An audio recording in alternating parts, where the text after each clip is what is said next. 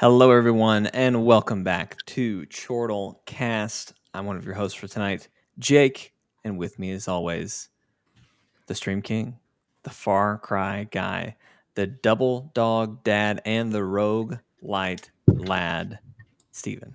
What's up, buddy? Drinking Sprite, so you know my stomach is still not 100%. But I'm here, feeling okay. He's here. He's feeling okay, and that's good because, ladies and gentlemen, this is Chortle Cast, the official podcast of Chortle Games, where we talk about video games, TV shows, movies, anime, whatever the heck we want to talk about. We got a great show for you tonight. Very divisive show, probably is what it's going to be. Thank you. Yeah. We are going to discuss Spider-Man: No Way Home. Very spoiler heavy. There's literally no way to talk about this movie without being spoiler, all right? Without giving away something. So just putting that out there on the front end, going to be spoilers, so buckle in. If you haven't seen the movie, just come back another time. Now we are going to talk about Hawkeye episode 5 before we get into No Way Home, just to kind of catch up there, maybe give you a little bit of time. Maybe if you're caught up on that, but you can't get to the movies, you can kind of hear us talk about that a little bit. But then we will dive into Spider-Man: No Way Home, and just to give you a quick preview, I absolutely loved it. And Steven? I had a fun time. It's not a good movie. There you go. So that's your preview. So we'll get to that in a little bit. But before we begin, I'm going to bring in our gameplay. We are, of course, playing. Of course. Guild Wars. I don't know why I said of course. It's not really like of course we're playing Guild Wars. It's actually more like wow, they're playing Guild Wars kind of thing. So yeah, we're playing Guild Wars. Steven said, you know what, Jake? I just want to walk you around town. There's these Christmas gifts that are randomly placed about, and we're gonna go do that. Steven just floated in on some Matrix glider. Cosmic Matrix Here's thing. my dog. Here's my dog mount. Steven is a great dog. Of course, if you're an audio listener, we air the podcast live every Monday night, usually around 8:30 or 9 p.m. Central Standard Time, on YouTube, at chortlegames.com, Facebook and Twitter, both at Chortle Games, and then on Twitch, twitch.tv/Chortle _. No, it's twitch.tv. Yeah, twitch.tv/Chortle _games. Yeah, I said it right. But anyway, we're playing Guild Wars while we do the podcast, so not thematically relevant other than Christmas. So Christmas, it's Christmas. There's a Christmas event going on. We're in a Christmassy area. You can find gifts, and I'm working on 100% map completion. So Jake is gonna deal with that with me. I'm just gonna wander around and follow Steven. I wish you guys could see Steven's perspective, but computers are being dumb. So it's the way it is. It's where we're at. But if you're an audio listener, you don't care about any of that. You're just here for all the fun conversation that we're going to have. So let's jump right into it. So Hawkeye, episode 5. We skipped episode 4 a little bit. We just kind of we missed it. We had lots of things to talk about last week, so we didn't really get to that. We're just going to kind of move past. I think it was good. It was a good episode. It was a good episode. It's just that this episode eclipses it in terms of things to talk about. Absolutely. Well, what I was going to say is that Hawkeye continues to be a banger of a show. It's the best Marvel show they've come out with, and I know people won't agree with me, but it's the best because it is not so freaking concerned with clickbaiting you into the next week's episode. It's just telling a good story, and it has some good reveals. But it hasn't been overly what's the word I'm looking for?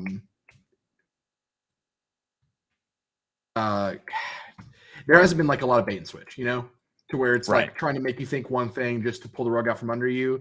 I'm pretty sure Jack at this point probably is a red herring for the most part, but I've been kind of feeling that would happen from the beginning. But I'm okay with it because I feel like what they're going to do instead is interesting and thematically relevant. And so I love it. I love it because it's what I think Marvel television should be, and I'm eating it up. It's great. I love it. Steven's eating some good Hawkeye pie. I shouldn't eat up too much though, because it's going to upset your stomach. It's been a bad week for Steven's stomach. It has.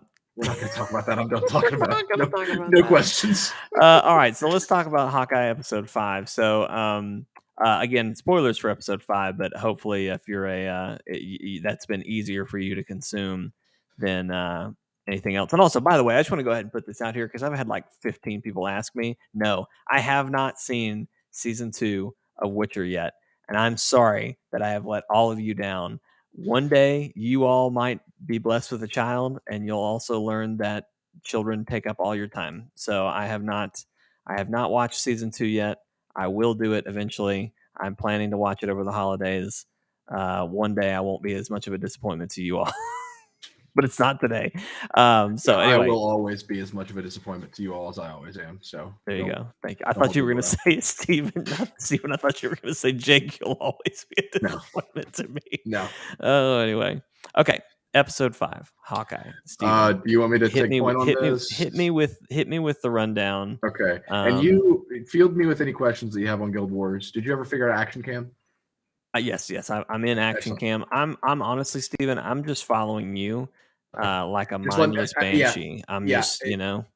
If I stop anywhere and you see one of those hearts pop up at the top right, if I stop at that heart, just start doing the heart activities, because like this right here, we just popped into one. I don't have this heart. It's actually over here. So we're going to do the activities that it tells you to do at the heart. And that way we can limit questions. Okay. But just try to follow my actions, like mimic what I'm doing. Anyway, Hawkeye episode 5. So we open up with a little bit of dialogue from Black Widow about the mind control that the widows have to go through, and it's conversation between her and Yelena. So that just kind of tells us that we're following Yelena and the outcome of that film. And sure enough, we're in 2018. Yelena is rescuing Black Widows with the anti-widow dust. I don't know if they called it something in the movie, but basically it's a dust that they surely didn't call it anti-widow dust. Anti-widow dust. But she is going around with widows that she has saved, finding more widows to save them from their brainwashing. And so she goes to this house with another widow. They find this chick. She tries to save her. Turns out she's not a widow, and they start talking. Well, she's not. She is a widow, but she broke her brainwash. Yeah, she broke her brainwashing. So they just sit down and they start talking, and then Natasha's brought up, and Yelena's like, "Oh yeah, she's good," all that jazz. And then Yelena goes into the bathroom and she turns on the faucet. And I thought this was really cool, even though I feel like at this point we've seen so many dusting scenes that it should stop being fresh and cool.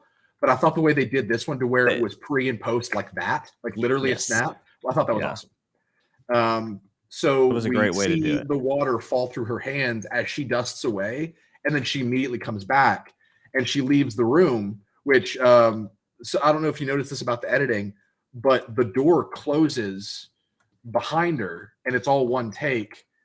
And yet when she snaps back, the door is open.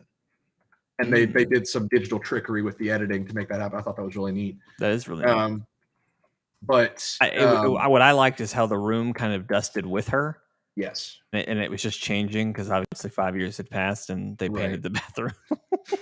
But they did a little house remodeling, but you know. So it showed how literally the 5 years just went in an instant. Like to Yelena, she was washing her hands, she was gone, and then she was back. And her friend is married, has a kid that they adopted now, which was a sad reminder that all Black Widows are barren. And so she's talking to her for a little while, and she's like, "Where's Natasha? I need to tell her I'm okay."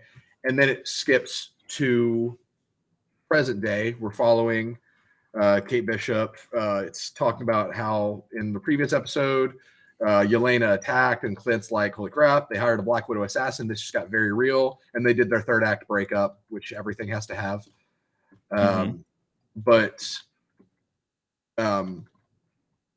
So we're following Kate. She's talking to her mom. She tells her mom that, "Oh, Jack has a company called Sloan Unlimited, whatever." They basically run the tracksuits. And so her mom's like, "Yeah, I'll look into it." So then Kate leaves, goes to her house to pick up her things. Go ahead. Not to interject too much here, but you're good. I kind of assumed that Jack and her mom were in cahoots, right? Obviously, he's in her cahoot. You know what I'm saying? But no.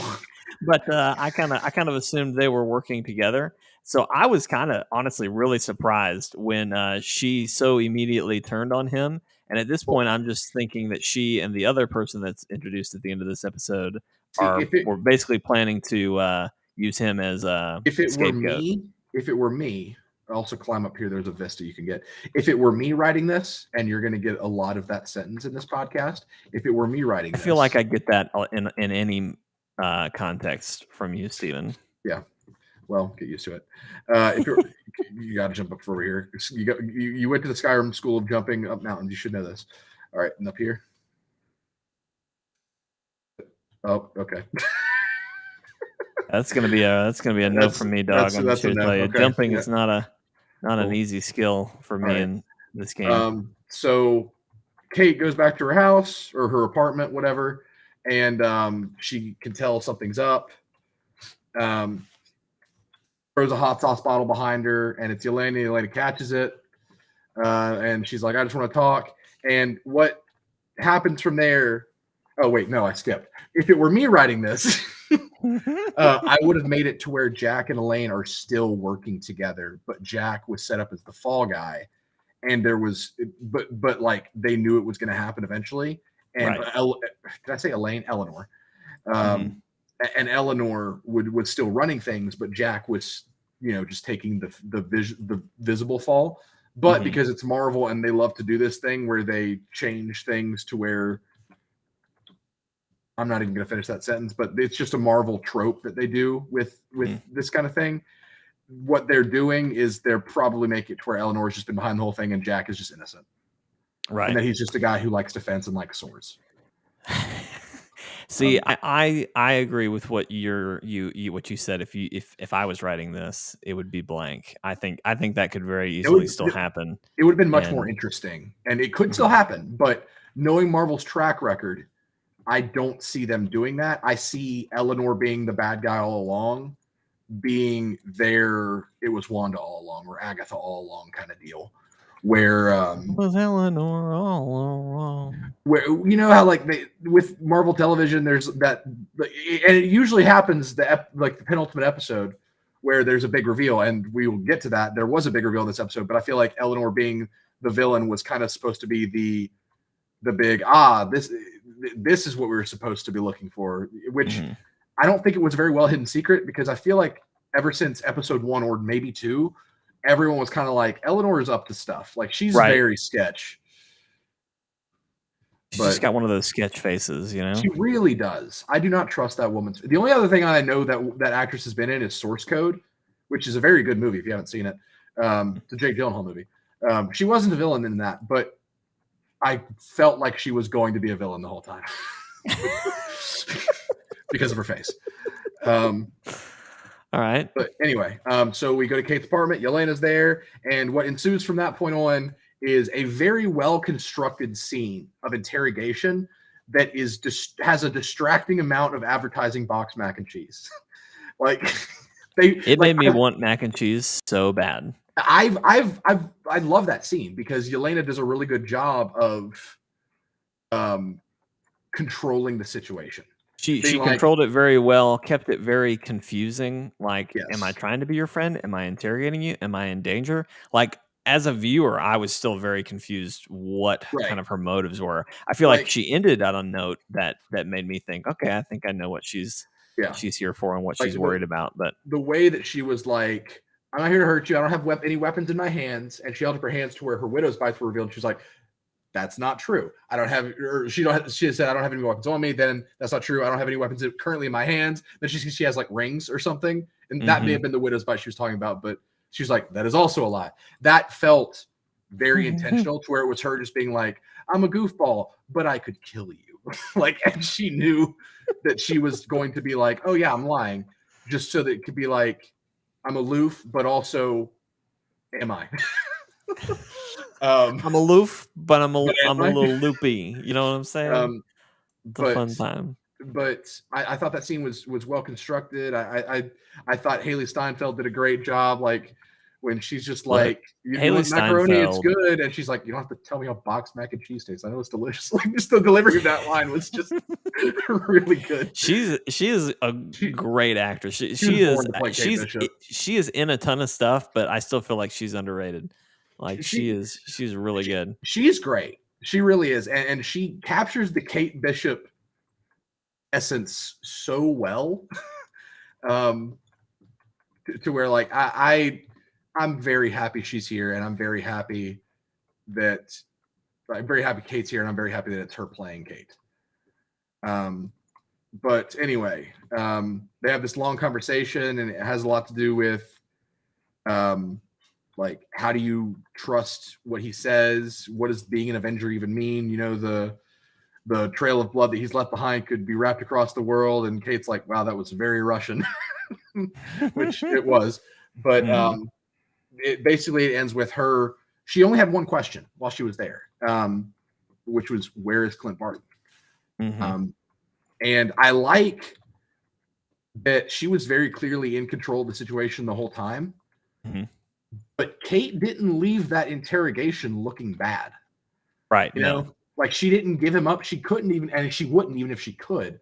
But I like that Yelena didn't get what she was there for. But also Yelena seems like she got a little bit more insight. I think she earned Yelena's respect a little bit. Yes. And I think that plays out in the end of the episode too, when she sends her a message and is like, "Hey, here's what your mom's up to, just in case you were wondering." Yeah, and I think that both characters, in a rare form of interrogation scenes, both characters came out of that scene looking really good. So that was awesome. And so from that point on, Yelena leaves. We follow Clint. He goes back to Grill's place. Grills is like, he's like, "Hey, could you watch the dog?" Grills is like, "Yeah, sure." Clint says he has a hotel, and Grills is like, "No, Hawkeye's not staying in a hotel. Take my couch, take my bed, take whatever." And so, love Grills. He's great. I fear for his life. In the comic, Grills was a character in the Matt Fraction comic, and he dies. It was a completely different character, but I believe he dies, if I'm remembering correctly. But I have no reason to think this, but I just really feel like Grills is a bad guy for some reason. I feel like he's a spy, but I have no bearings on that. Kind of like you said with Eleanor, it's just the face. Something about the face makes me say, I will be so pissed if they pull like a double Marvel twist and it was Grills all along. Like, that would be the dumbest. It was Grills all along. Like, Kingpin Vincent D'Onofrio is just Grills in a suit, like in a fat suit. Oh, that'd be so dumb. Anyway, so we hear that they've got the costumes for Clint and Kate. We haven't seen them yet. So Clint decides that he's going to deal with Maya, but he goes to talk to Natasha first at the monument at Grand Central Station, memorializing the Avengers. He talks to her with his earpiece off, just kind of out in the open, which like I like that scene, but it was also kind of weird in context how you have this guy who can't hear, who's just kind of like, "Yeah, I wish I hadn't been the one that killed you that day."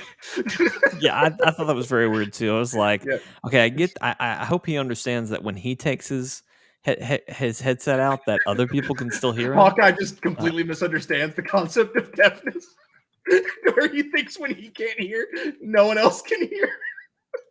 Well, if I don't want to hear it, no one can. God, that'd be so stupid. Oh man, it'd be so stupid. But that's kind of how it played out. You're totally right. He was not whispering by any means. Akib, we are talking through Hawkeye episode 5 before we get into Spider-Man, but don't worry, Spider-Man's coming. Spider-Man's coming. Anyway, so he goes and he basically is like, "I wish it had been me that day," all that stuff. And he wanted to ask forgiveness for what he's about to do. He calls up his wife, who continues to be really sus. So you've heard the theories, right? That she's Mockingbird, right? Yeah, that's been my vibe this whole time. Which that would make sense. I hope she's not a widow. That wouldn't make much sense, especially since her being a widow. She was literally pregnant. Yeah, her being a widow would be weird. Her being Mockingbird would be kind of cool. Yeah. Yet another blow to the Agents of S.H.I.E.L.D. show. Who cares? I don't, but it's still there. That show's done enough things to where it's kind of ruined its own chances of ever being MCU canon. Yeah. Oh yeah, absolutely. We're gonna go ahead and do this event, so we'll just follow it to its point. So he's like asking Lara permission, like, "Hey, can I put on the suit one more time?" She's like, "Yeah, I trust you." He doesn't actually ask permission, but it kind of gets that vibe. Akib, there will be a lot of plot issues discussed. Don't you worry. Anyway, and by the way, Jake, if you are looking to me to cover some of the comment highlights, I can't do that anymore because I'm not logged in. So that's fine. I'm just letting you. They have to come from you. I can't do that. So I've got comments chat running through our gameplay as well. Yeah, so people can see it there, but I can't click out of the game without completely stopping it. So that's a thing. Yeah, cool. Anyway, so Clint puts on the Ronin suit in a scene with the Tracksuit Mafia. They're listening to that one rap song, that rap Christmas song. I can't remember what it's called, but it's from Die Hard. And they're I love those guys that play the tracksuit guys and how they're just like, forget about it, like they're doing like the Sopranos, like so dumb, but it's so great. Hawkeye shoots them with a message in a bottle arrow, which is literally an arrow that has like a hard point, so it doesn't go all the way through, but it's got like a little compartment for a message, and it says, "Maya, meet me where you first met the Ronin, alone." So Maya goes to the Fat Man Auto shop and is waiting for Ronin, which I've already blown the spoiler, but it's pretty directly alludes to the big reveal of the end of the episode. So Ronin just dismantles one by one the entire tracksuit mafia as if the Ronin suit gives him special powers. Don't really understand that, but I guess if you want to make an argument for it, Hawkeye had the drop on them, which we hadn't seen him have yet.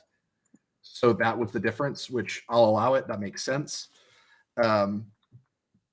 So it comes to a showdown between him and Maya. I liked this scene. Like as in terms of an action scene, I thought it was pretty cool. I really want to know more about Maya that makes her so dang special to be able to throw down with Clint that well. That's I was gonna say. I'm surprised to hear you say that you liked it because he had the upper hand, and that's what matters. Yeah. Well, I kept thinking to myself watching it. I was just like, "Dang, this girl, she's holding her own, no problem." I was like, he blew through these other guys, and she's the only one that's like worth the fight. You know, I've had a bit of an issue with her being so competent, but we're gonna learn why. And so I'm waiting to hear why. And also, I honestly just think her character is kind of cool. And it's the kind of representation that I like to see. Yeah. Because it doesn't focus on what makes her special. She's just, special in spite of those things. And it does subtle things where like her leg, because, she has the prosthetic leg. Every time it made contact with the sword, you'd hear like a ping. So she was using it as a weapon to deflect with, and just some things like that. I thought that was cool. And so Maya's kind of gotten a big pass for me in terms of kind of overcompetent minor villains, because I do find her interesting, and I'm curious to hear more about her. And also, I feel like they've done a pretty good job of, even though she is a quote unquote minor villain, there have been reasons for her to get the upper hand on Clint or whoever whenever she has. Like at the end of the scene, when she gets the upper hand on him, it's because he's putting intentional effort into Sign, which he doesn't know very well. So I like that. Okay, cool. Let's move on from this. So they're fighting, and he reveals his face, and he's just like, "I want you to see my face so that if you ever come after me or my family again, it'll be the last thing you do." And he also wanted to tell her face to face that he was there that night, so he probably did kill her father. Which that's not very surprising, and I'm okay. I know I had said before, like, I think that it was probably Jack, but it makes a lot of sense with Clint that he did bad stuff when he was Ronin. Let's not try to pretend that he didn't. Right. No, so he He killed some fools. He killed a lot of people. Which fun fact about that, Keep and Vortex are mentioning this in the chat. The whole thing where Black Panther's like, Clint, give me the gauntlet.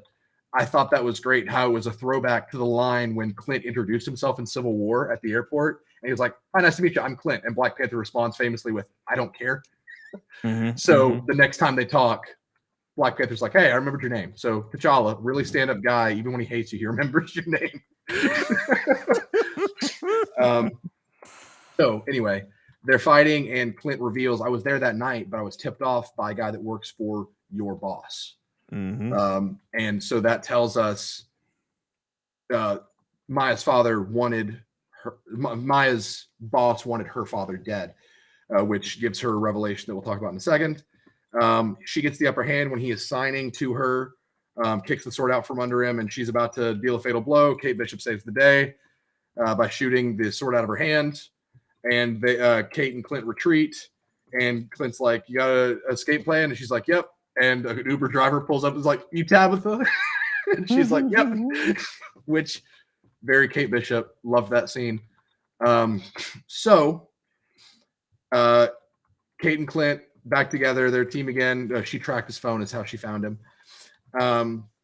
So that basically culminates to the end of the episode, unless if I'm forgetting anything. I don't think I am. The majority of the episode was Yelena and Kate. That was a very long conversation. I said interview. Interrogation was really, really meaty.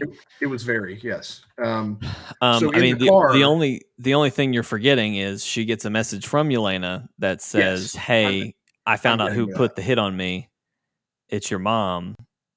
And then she sends her a picture.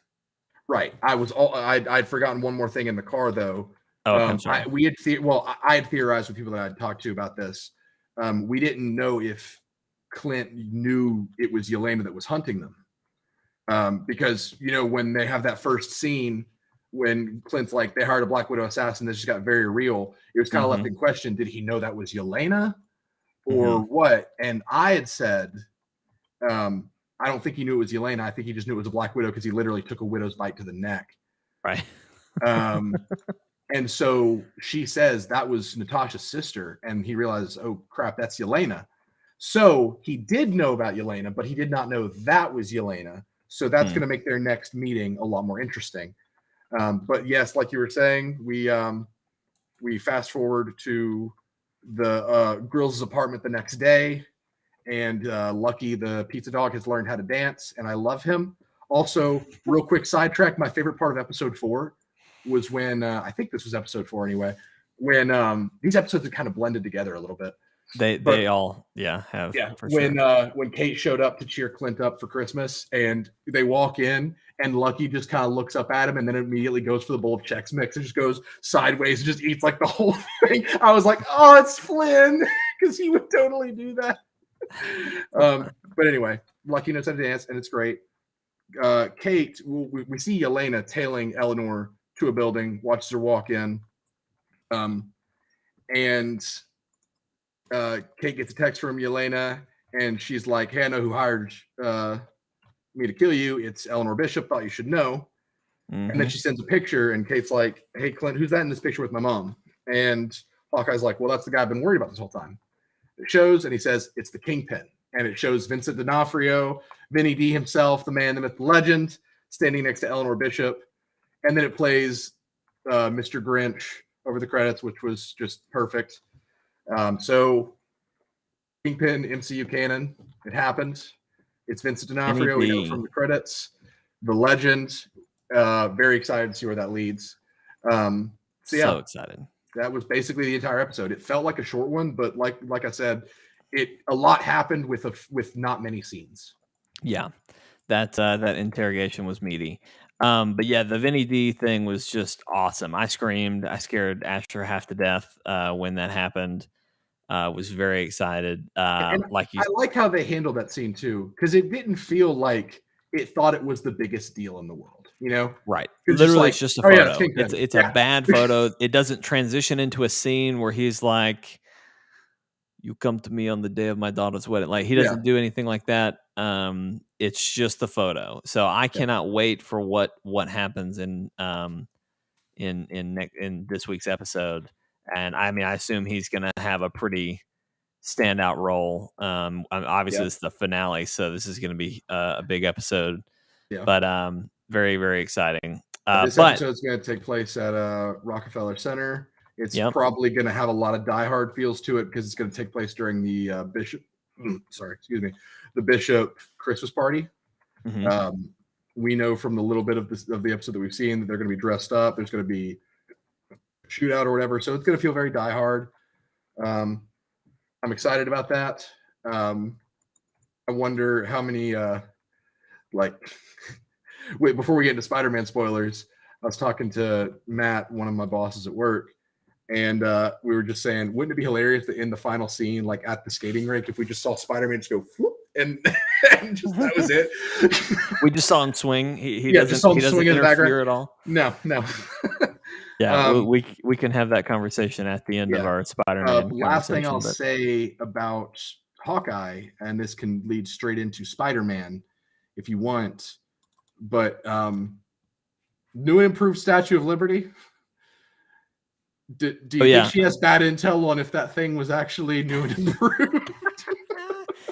I have no idea. That's a weird line for me because as I understand it, if I'm understanding the timeline correctly, even though we're watching Hawkeye before No Way Home came out, No Way Home takes place before Hawkeye, or at the very least, it takes place around it. Yeah, at the very least around it. But I'm pretty sure the majority of No Way Home is before the events of Hawkeye.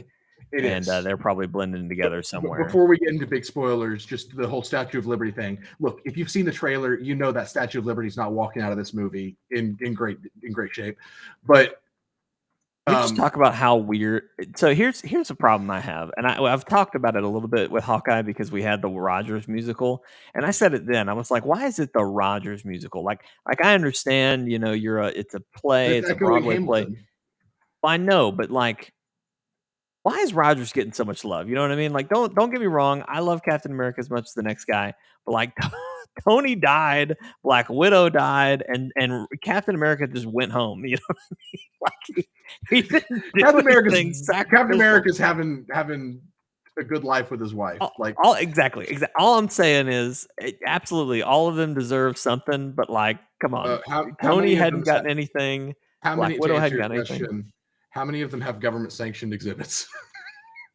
I didn't even think about that. He has an exhibit too. Like, come on, this is. But that's the answer to your question, though, is that Captain America is, even though Falcon and Winter Soldier exists and tries to crap on this sentiment, but Captain America is the cleanest of all of them. Tony dealt weapons. Black Widow, God knows what she's done. No one cares who Hawkeye is. He has a bow and arrow. Hulk, again, kind of a menace. So out of all of them, the only one that the public sees as just a true God's righteous man hero is Captain America. And so he's the easiest one to tell stories of because he's the great American hero. Still, I think it's a bit of a sham. But anyway, whatever. You'll like this transition, Steven. Yeah. Speaking of shams, let's talk about Spider-Man. I don't believe that sentiment, by the way, but I do. I thought Steven would like it. So, Steven, you did a lot of talking here. Why don't let's? Yeah, we need to discuss. We need to set up some ground rules for that. Okay, no pulling a hair, no biting. No, so I don't want to go beat for beat with Spider-Man the movie just because it's a 2.5 hour movie or something like that. Okay, so Akib has seen it. Vortex has seen it. Anyone else who is watching, we are like, we can't do non-spoilers, right? There is literally no, everything I have to say about this movie is gonna be a spoiler. So let's just agree. Anyone who is watching right now, Vortex, you are a mod, so put in the chat right now, spoilers ahead, if you would please. Just anyone who hasn't seen it, who doesn't want to be spoiled, we'll see it. We'll see you later. And so let's just give it a second, let people trickle out, say bye if they haven't said hi or bye yet, whatever. And then let's just let you say what you thought. Well, that's And what I then was going to say. Why don't because for one, you just talked for a good bit, and I kind of commented in here and there. Let me just kind of go through my thoughts, which I'll just for anyone who's leaving, I'll just say are very very positive, and I would recommend you go watch the movie. But I can give my thoughts. I can talk through a let's couple go to this points, couple cabin over here and do moments inventory management. that I really liked. And then you, Stephen, can kind of come in after that and tell me all the things you didn't like, and we can kind of have a discourse from there. Yeah. Does that make sense?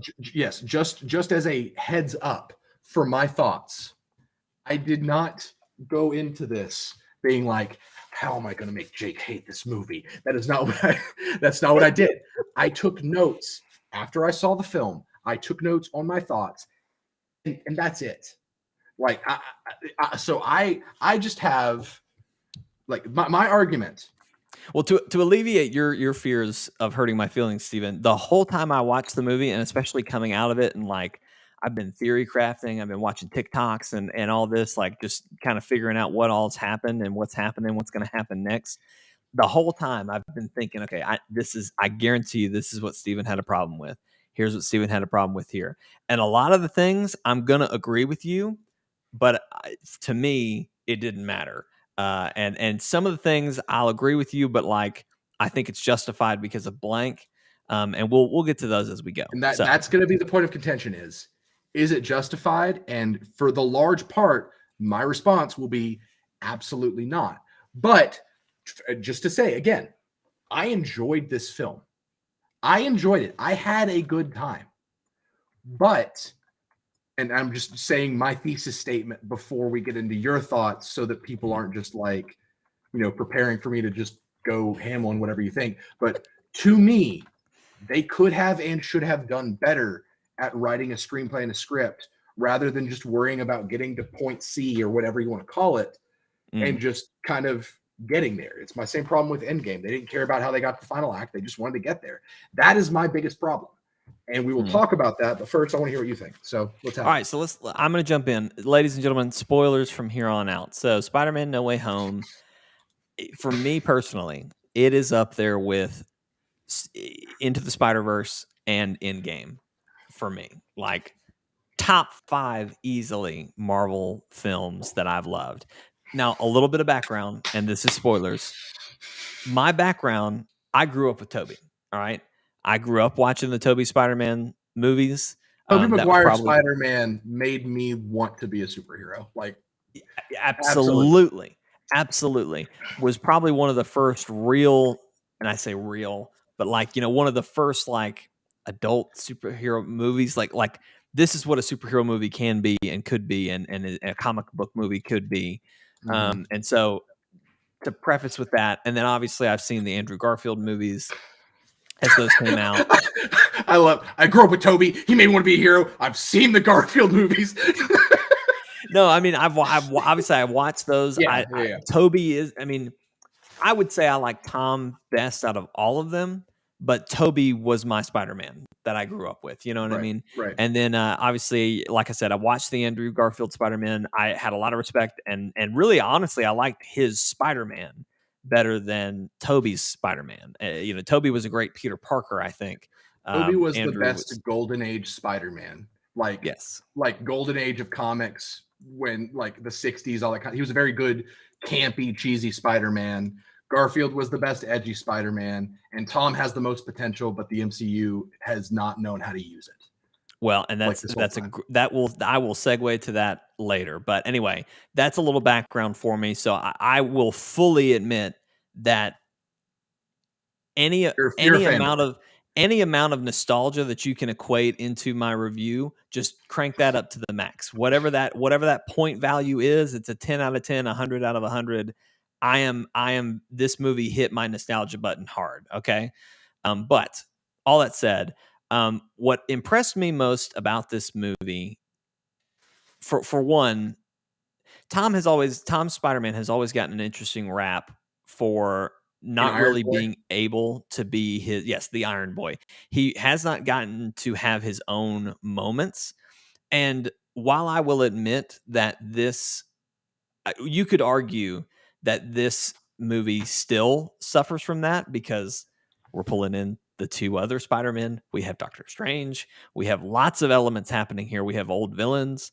There's a lot happening in the movie, but the movie still finds places to give Tom, frankly, some of the best Spider-Man moments he's ever had.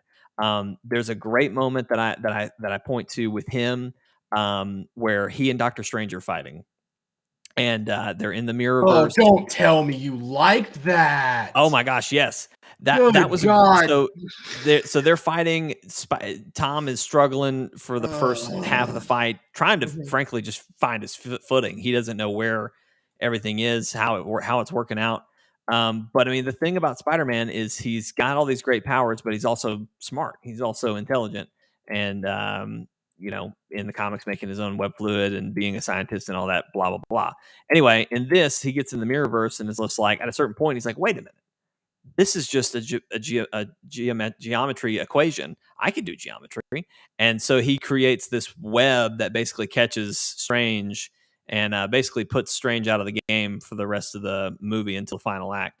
But I thought it was a funny line where he was like, math beats magic or something like that. Magic's And cool. But you know what's it's, cooler? Math. yeah. I thought that was funny. But anyway, I thought that was a great Tom moment, getting to show off that. When he decides that he's going to cure the villains with before he sends them back, because he finds out that most of them die when they return, and he doesn't want them to return just to be killed or just to wind up in a situation where they die. So when he goes to start fixing them, now granted, he's got the backing of Stark Technology, and he's got a fabricator and all this stuff. But for the fact that he can sit there and figure these problems out as a scientist and as a person, not just a superhero, I thought that was a really good. Again, just here's who Spider-Man is, and then furthermore with that, Strange just is like, just send them back. Like, what does it matter? It's this is not our universe. They're tearing apart our universe. We need to send them back. And Tom and I think this is a very Spider-Man thing. He's just like, no, I'm not just going to send these guys back to die. And now a lot of that was influenced by May, but I think Spider-Man has always been influenced by the May and Ben Parker characters. So anyway, I thought those were great moments. I thought how he handled the other villains was great.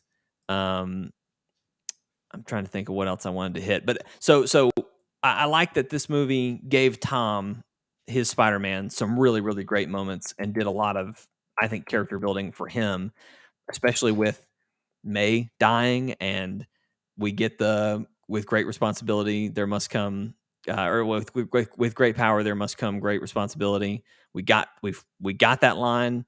And Still a huge question if Uncle Ben even existed in this universe. he I did. don't. We know for a fact he did, that because this Do movie we? wanted, or yeah, because he has a suitcase that says like Ben Parker on it or whatever, and he But also correct me if I'm wrong, but I'm pretty sure that's the only reference we have. I feel like there might be one more, but I couldn't quote it. Anyway, that's just something but I thought in my head, just because he refused to say anything like Uncle Ben used to say that or anything like that. Nothing happened of that to that sort. So right. I just kind of find Which myself thinking, can I just say, and this is in my notes, I hate the way they handled that scene with May, because audience reaction is just something I noticed. And I say I hate the scene to an extent. I thought Tom's response to May's death was performed excellently. Like, Tom shows that he is a great actor continually. Very little of my problems with this film, if any of the problems with this film, have to do with Tom. Tom is great. I just wish they would let him be Spider-Man. But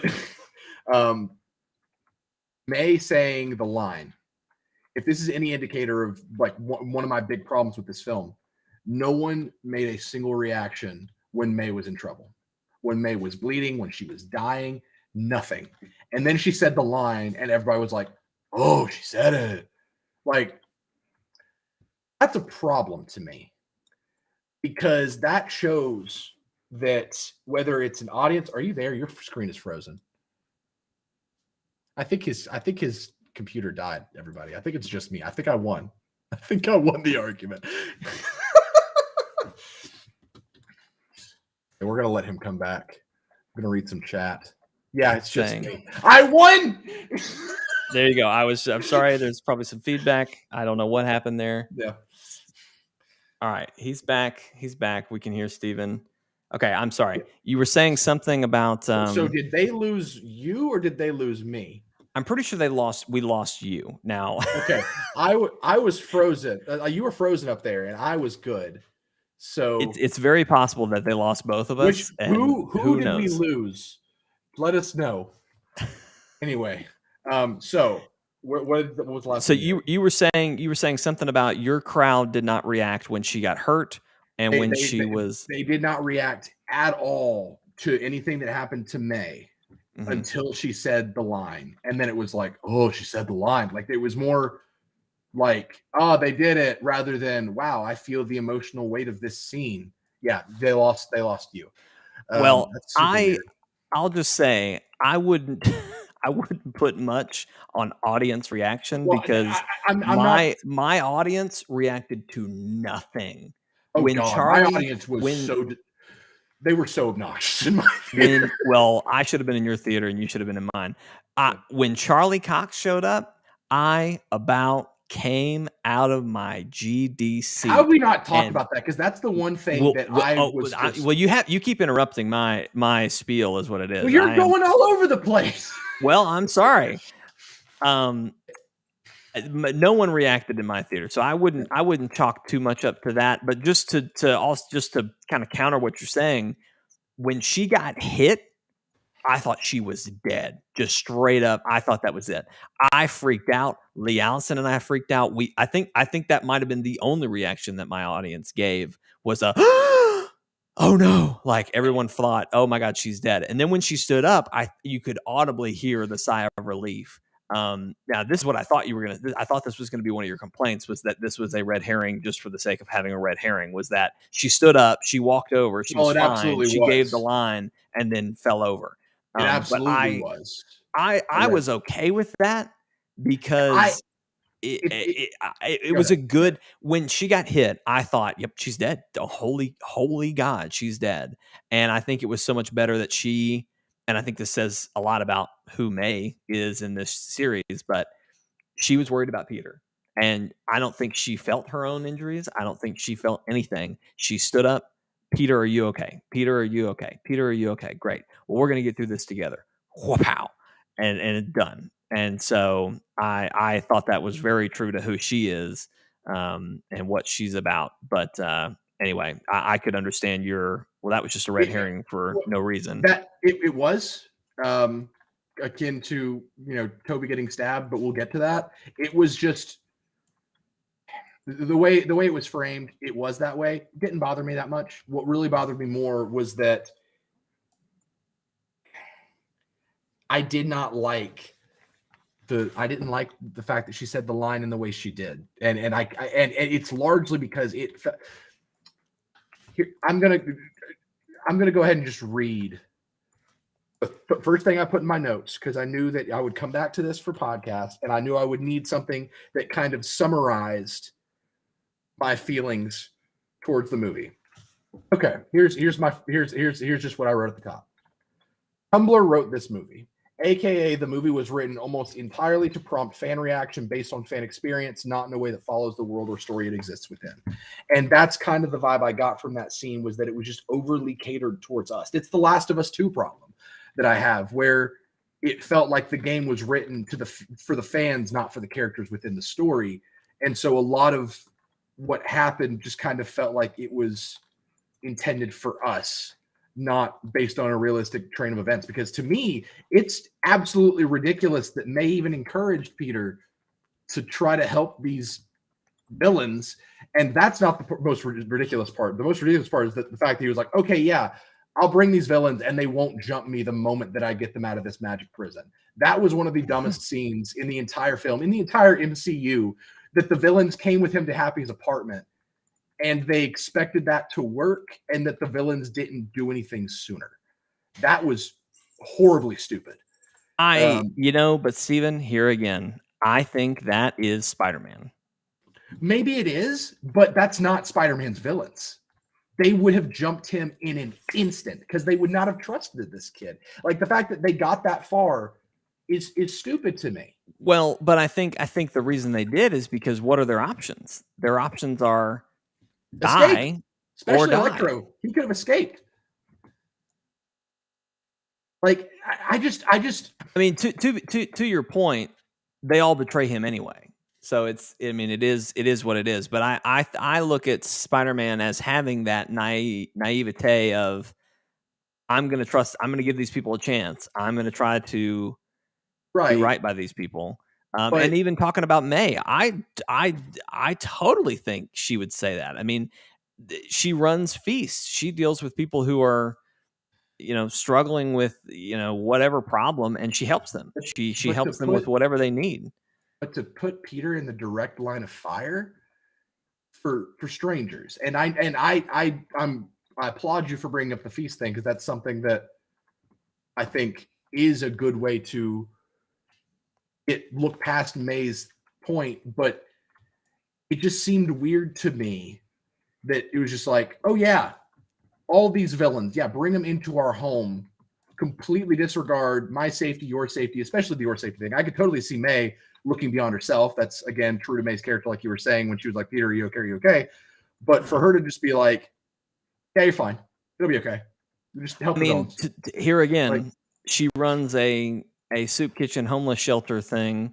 She brings strangers who could rob her, who could have guns, who could whatever into her, not necessarily her home, but how often does she put Peter in those situations? I mean, I don't know, because part of May's character is always well, but here, this is my thing, Steven.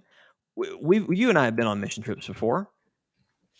We've walked into places that could go wrong pretty quick, but now we've usually had an adult or some sort of supervision of some sort. But like, our parents still let us go on that, and I think it's a thing of there's a certain point where you have to have necessary risk, right? And in order to do the right thing, and here again, this is a Spider-Man. I think this is very telling of the Spider-Man character. Spider-Man is willing to make the personal sacrifice to help another. And I think that the helping the villains is very much a part of that. And I think May has to encourage him in that. And I'm just going to insert this here so that as we continue to talk, because we are jumping around to lots of different things. What I have come to realize after seeing this movie is that the Homecoming trilogy, if you will, the Tom's trilogy so far has been his origin story. I really have started to view all three of these not as here is Spider-Man, but here is and like, funnily enough, I think Disney Plus is doing an animated Spider-Man show called Freshman Year, and it's supposed to be like the year that Tom got bitten and like him learning his spider powers and everything, blah, blah, blah, blah, blah. But like, I kind of view this whole thing as it's the thematic origins of Peter Parker. Absolutely. And I agree with that. And this is something that I'm like, this didn't ruin the movie for me. This isn't one of the things. Them bringing the villains to the apartment, I thought was incredibly stupid. That is one of the big things that bothered me. But the whole thing of May being like, oh no, you got to help them. That was something where I was like, okay, I can explain this away through the May that we've been given in these movies. It's not that big of a deal to me. And I'm seeing a lot of y'all in the chat too agree with that. I don't understand. I'm having a hard time catching what y'all are saying, because that's what every hero does when they try to help somebody.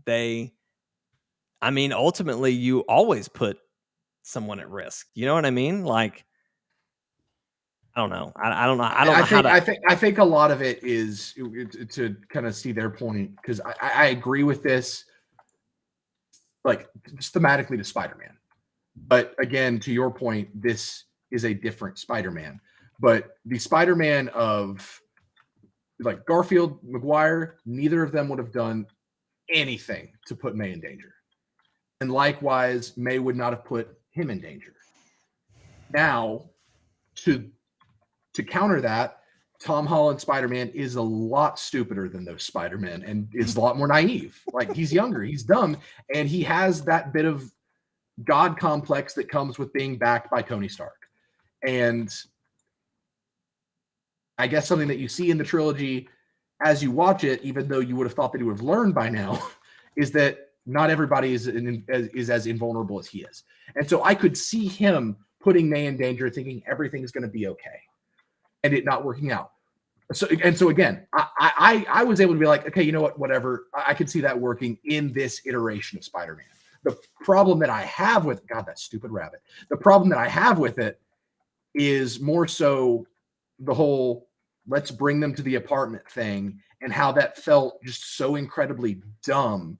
And I'm not saying it's dumb that they wanted to help, but it's dumb that they were just like, yeah, let's bring them here. All these villains at the same time. We can't really do anything to just stop them from cutting and running or hurting, killing anybody. They had, and the fact that it didn't, worked. Didn't they have the spell? I mean, they had MJ was their backup. Like, and granted, why didn't she hit it when it all went to crap, right? But they had their failsafe. To be fair, it's not their apartment. It's Happy.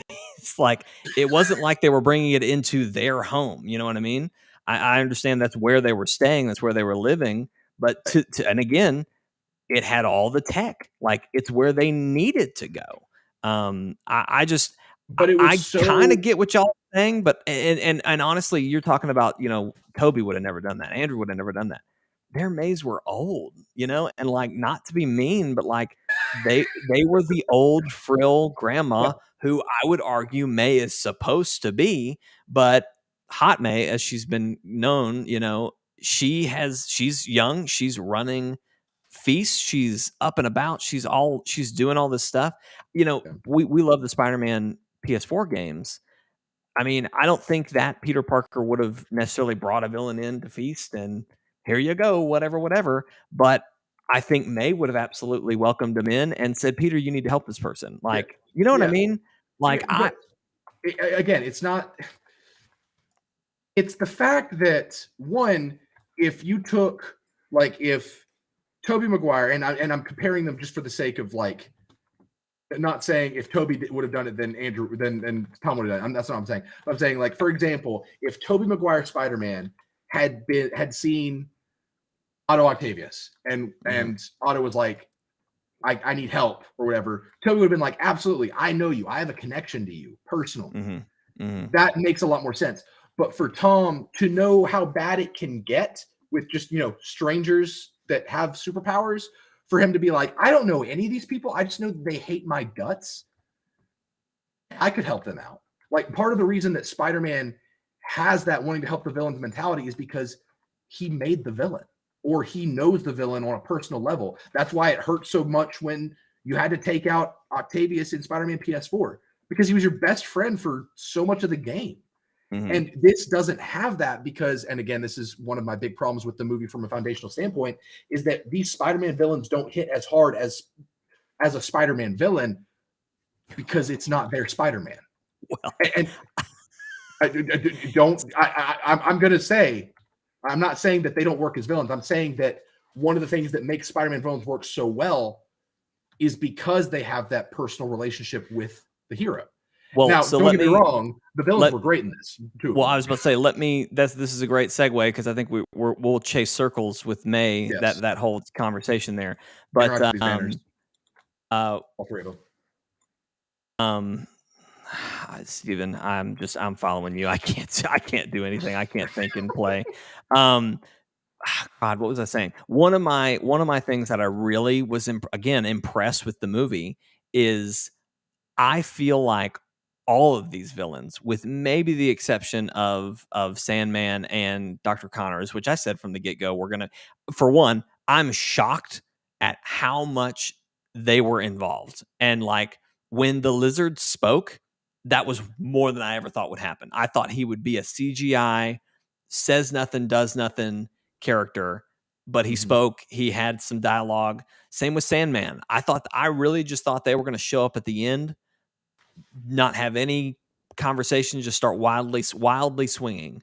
But the fact that they were so involved was shocking, frankly shocking to me. But anyway, what I'm getting at is I thought all of these villains were amazing. I mean, obviously Even Alfred Molina. Electro, Oh my God, yes. he Way was better. terrible. No, what are you talking about? He was worlds better than what he was in better than what he was in ASM 2 is completely different because he was okay, awful. so let me be clear. They were, I thought almost all of these villains were better than their original incarnation. I thought Alfred Molina was great. He kind of teetered off once he got cured and became a good person again, which is unfortunate to say, but like he was more interesting as a villain. But I thought when he was interesting, he was really interesting. He was just as good as in his movies. Um, I think absolutely Jamie Foxx's Electro was worlds better than what he was in Amazing Spider-Man 2. Why was he? I Well, won't never say mind. I want to ask that question yet. I won't say that he was. Let me finish. I wouldn't say that he was the best. Oh my God, he was unamazing. He's going to be a top villain, whatever. But holy shit, let me say, Green Goblin, Willem Dafoe. I think he did better than in the first movie. I absolutely disagree that he did better, but he absolutely killed it. The brutality that he brought, the menace that he brought, and again, to your point, Stephen, of these are not Tom's villains. Green Goblin became a Tom villain. And to your point of why would he want to help these people that he doesn't know them? When he found Green Goblin, it was Norman Osborn. Yeah. Lost, confused, frail, and with Aunt May. And Aunt May said, "Look, these people are sick. You need to help them." And that, I honestly think that, and even Norman in that moment, he was just like, "Peter, please help me. Peter, oh man, don't send me back to die." Like he and Peter connected really fast in that scene, I felt. And then continuing, as Peter said, "Well, let me just go look into this. Let me see how I can help these people." He and Willem, or he and Norman, have these conversations, and he's, he was like, "If you don't mind a multiverse commute, I'd hire you tomorrow," or whatever. Like they had these moments where they built that friendship. And to your point, Stephen, I forget when you said it earlier, but like you said they're writing to get to point from A to B, and not like it's not so much of doing whatever. I think they, for as much as in this movie, I think they did the best they probably could have to get us from point A to point B. I disagree with that point, but I'm not gonna argue it because we'll get there. Well, just to continue on my point, I mean they got, in my mind watching it, I felt like they showed me that, hey, Willem and Tom have made a connection, and he's going to genuinely try to save these people because he's made this connection. And then the actual Green Goblin showed up, and I thought that when that hit happened, it hit fast, hit hard, and hit very well. Right. And so, yeah. So what was Goblin's plan? What was his motivation? I assume. Well, I think from the onset, it really was Norman. I think Goblin has always been a dual personality. Right. I think it really was Norman. I really don't think there was an ulterior motive. I think it was him genuinely saying, "Please cure me so I don't have to suffer anymore. And I don't want to go back to my world, broken." And then I think at what the point that it happens, he gets that super big Spidey sense moment. I think that was the moment that Goblin kind of took back over. Right. And, I mean, his motive was to continue to harm Spider-Man. And look, I'm in this new universe. I've got all this potential. I mean, didn't he say that when he's in the alley and he's talking to Norman? He's like, "You effing coward. We're in a whole new universe." I'm sure he said that. Listen, you little bitch. Yeah, I mean, he said something like that. He was just like, "You slimy fool. We're in a whole new universe, and you're just going to run. You're going to whatever." And so I think he's just a power trip, just like like Goblin always had been. I don't think it was anything super well thought out or super I mean, he didn't try to form the Sinister Six or anything like that, or the Sinister Five. He took the opportunity once he had control again, and tried to turn the rest of them. Obviously, or I said luckily, Alfred Molina had been turned at that point, so that kind of helped a little bit, I think. But absolutely, I mean, and to this point, Electro was just kind of going along with this, but didn't really like the idea. He liked the new power, he liked his new body, but he's just kind of going along because ultimately he's not that bad of a villain. He just kind of is a bad guy. And so I don't know. Akeem, by the way, just to interject, thank you for reminding me that Batista Bomb is the move that he used. Because I saw the wrestling move that he used to drop Tom through the floor, and I was like, I know that's a wrestling move, but I don't remember which one it is. It's the Batista Bomb. Thank you. That fight was just so intense. It was but good. Anyway, and then for him to kill Aunt May, I mean that sent him to another level too, of just personal vendetta against Tom directly. But anyway, let me get on to some other things that I really liked. And then we can kind of circle back to some of your critiques, Stephen. And say the things that you liked, and I will just go to my list. Yeah, that's kind of how it's been going. But one that I think we both can agree on, the biggest surprise for me, and I don't know how much of a surprise it was for you, but for me personally, it was a huge surprise, was Charlie Cox showing up. Absolutely. I knew had we knew theorized coming, that. But we had talked about that. We said, oh, wouldn't this be cool? I never in a million years thought it would happen. Like they kind of shut that down early on, and I straight up believed them. By the way, Stephen, I have no idea where you are. You have blipped. You have blipped off into the distance. I barely see your blue. I'm trying to chase it, but you're gone. But yeah, when Charlie Cox showed up, man, Lee Allison told me I couldn't scream. I was jumping out of my seat, mouth over hand over mouth, freaking out. No one else in my theater reacted. No one knew what was going on. But the moment it showed his cane, someone that I know personally that was towards the back of the theater probably made a mess of his pants. Like you would think that it was the best thing that ever happened to him in his entire life. And I thought that was the best scene in the entire film. I love that so much. And it was so well done because he's there, he's being a lawyer, the brick comes in the window, he catches it. I'm a really good lawyer. I'm a really good lawyer. Great line. Like that was perfect. That was all it needed to be. I love how they timed that out with Kingpin arriving in Hawkeye. That couldn't have been intentional. That has to just be the greatest coincidence of all time. Really? You think so? Just because everything's like scheduling wise. Well, I guess now we probably don't feel that anymore. But like I think we're to the point now where they've delayed things to make these sort of things work. Is kind of where I think we're at. But anyway, that's neither here nor there. That was an amazing moment. I really liked how they handled that, did that. But so I've mentioned, okay, and again, there's so much happening in this movie, but I thought it was a great Tom movie. Tom got his moments. He handled them very well. And it was a great Tom story. But what I was most impressed with was how this movie, in a way, to me, gave a lot of closure to the old series.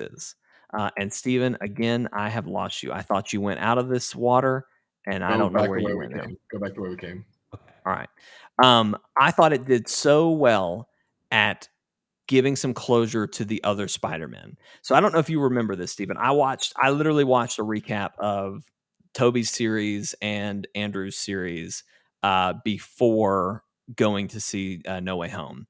And the last scene that we see Tobey Maguire, he and MJ have a silent hug outside of her club where she sings, which kind of hints towards them kind of rekindling their relationship. Obviously, a lot happened in that movie between the Venom symbiote happening, between Harry dying. They had kind of had an on and off relationship already throughout their whole series, but they end with a gentle hug outside of there, and you're left wondering, left hoping that they're going to make up whatever. We never get a Spider-Man 4, so who knows? Who knows where that story goes? What I love from Tobey in this movie is we see an older, wiser Spider-Man who I would say seemed content with his life. The whole time, he just seemed like such a zen person. And I don't mean like he's hippy dippy, he's zen, you know what I mean? But like he was at peace. He seemed like he had a lot of wisdom to share and to give to Tom and Andrew. But he just seemed happy and content. And as the scenes continue, we end up having a conversation where him and Andrew, I believe, are having a conversation about relationships. And Toby just kind of says, "Yeah, I've got an MJ back home, and we make it work, or whatever." Um, and to me, that was just that was a cool way to kind of, not that we needed any more closure, but here's just enough to say, "Hey, he's doing okay. He's doing right. He's doing all right." Like he tells Doctor Octopus, he says, "I'm trying to do better. I'm doing, whatever." He's good. He's content. He's happy. I don't have to see anything else from Toby, and I'll be okay with my life. You know what I mean? This was more than I ever thought I'd see, and it was a great thing to see and to know. Um, on the flip side, while I'm on Toby, let me just come back to, in the final fight. They cure all the other people, and then Goblin shows up, and Tom and Goblin have a showdown, and Tom is beating the hell out of Goblin, basically planning to kill him. There's a great moment where Tom picks up the glider with the blades out. He's ready to stab Willem Dafoe's Goblin. If you recall, he dies in his movie Green Goblin. He dies by the glider going to hit Toby dodging, and it hitting him. So here we are again. Tom now has the glider, ready to stab him, and Toby gets in between them and catches the glider and stops it. That was, to me, that is a huge parallel, and this is going to be something we're going to talk about in a minute, because I know you're going to want to get into plot holes. I don't care what the plot hole is.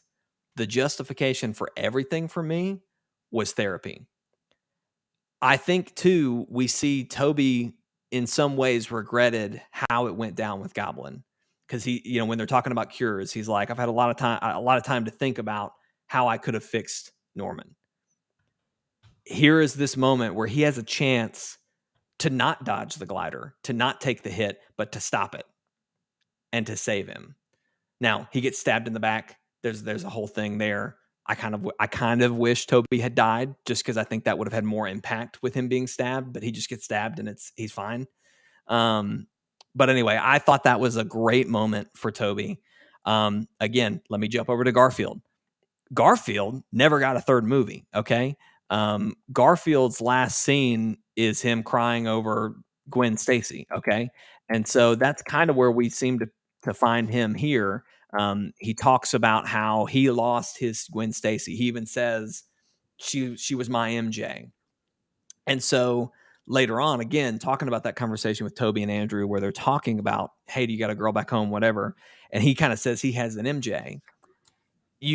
At least to me, it seemed communicated, even non-verbally, that Andrew kind of left that moment thinking, maybe there's an MJ for me. Like maybe there is someone out there for me that I'm not seeing. And if you know a little bit about where Amazing Spider-Man 3 was going to go, they had, I forget the actress's name, but she they already had she was into Shailene Woodley. She filmed scenes, and they were she filmed scenes, and she got written out, and it was they were gonna introduce her in 3. Was kind of the behind the scenes. She was going to be in 2. Well, I know she was going to be in 2, but she got they ended up pushing it, and from what I understood just from reading, that was kind of, she was going to get brought into 3, and MJ was going to be introduced. Blah blah blah blah blah. So anyway, knowing that that's where they wanted to go, now we have an in canon moment where he kind of hears, "Oh, these other Spider-Man have an MJ.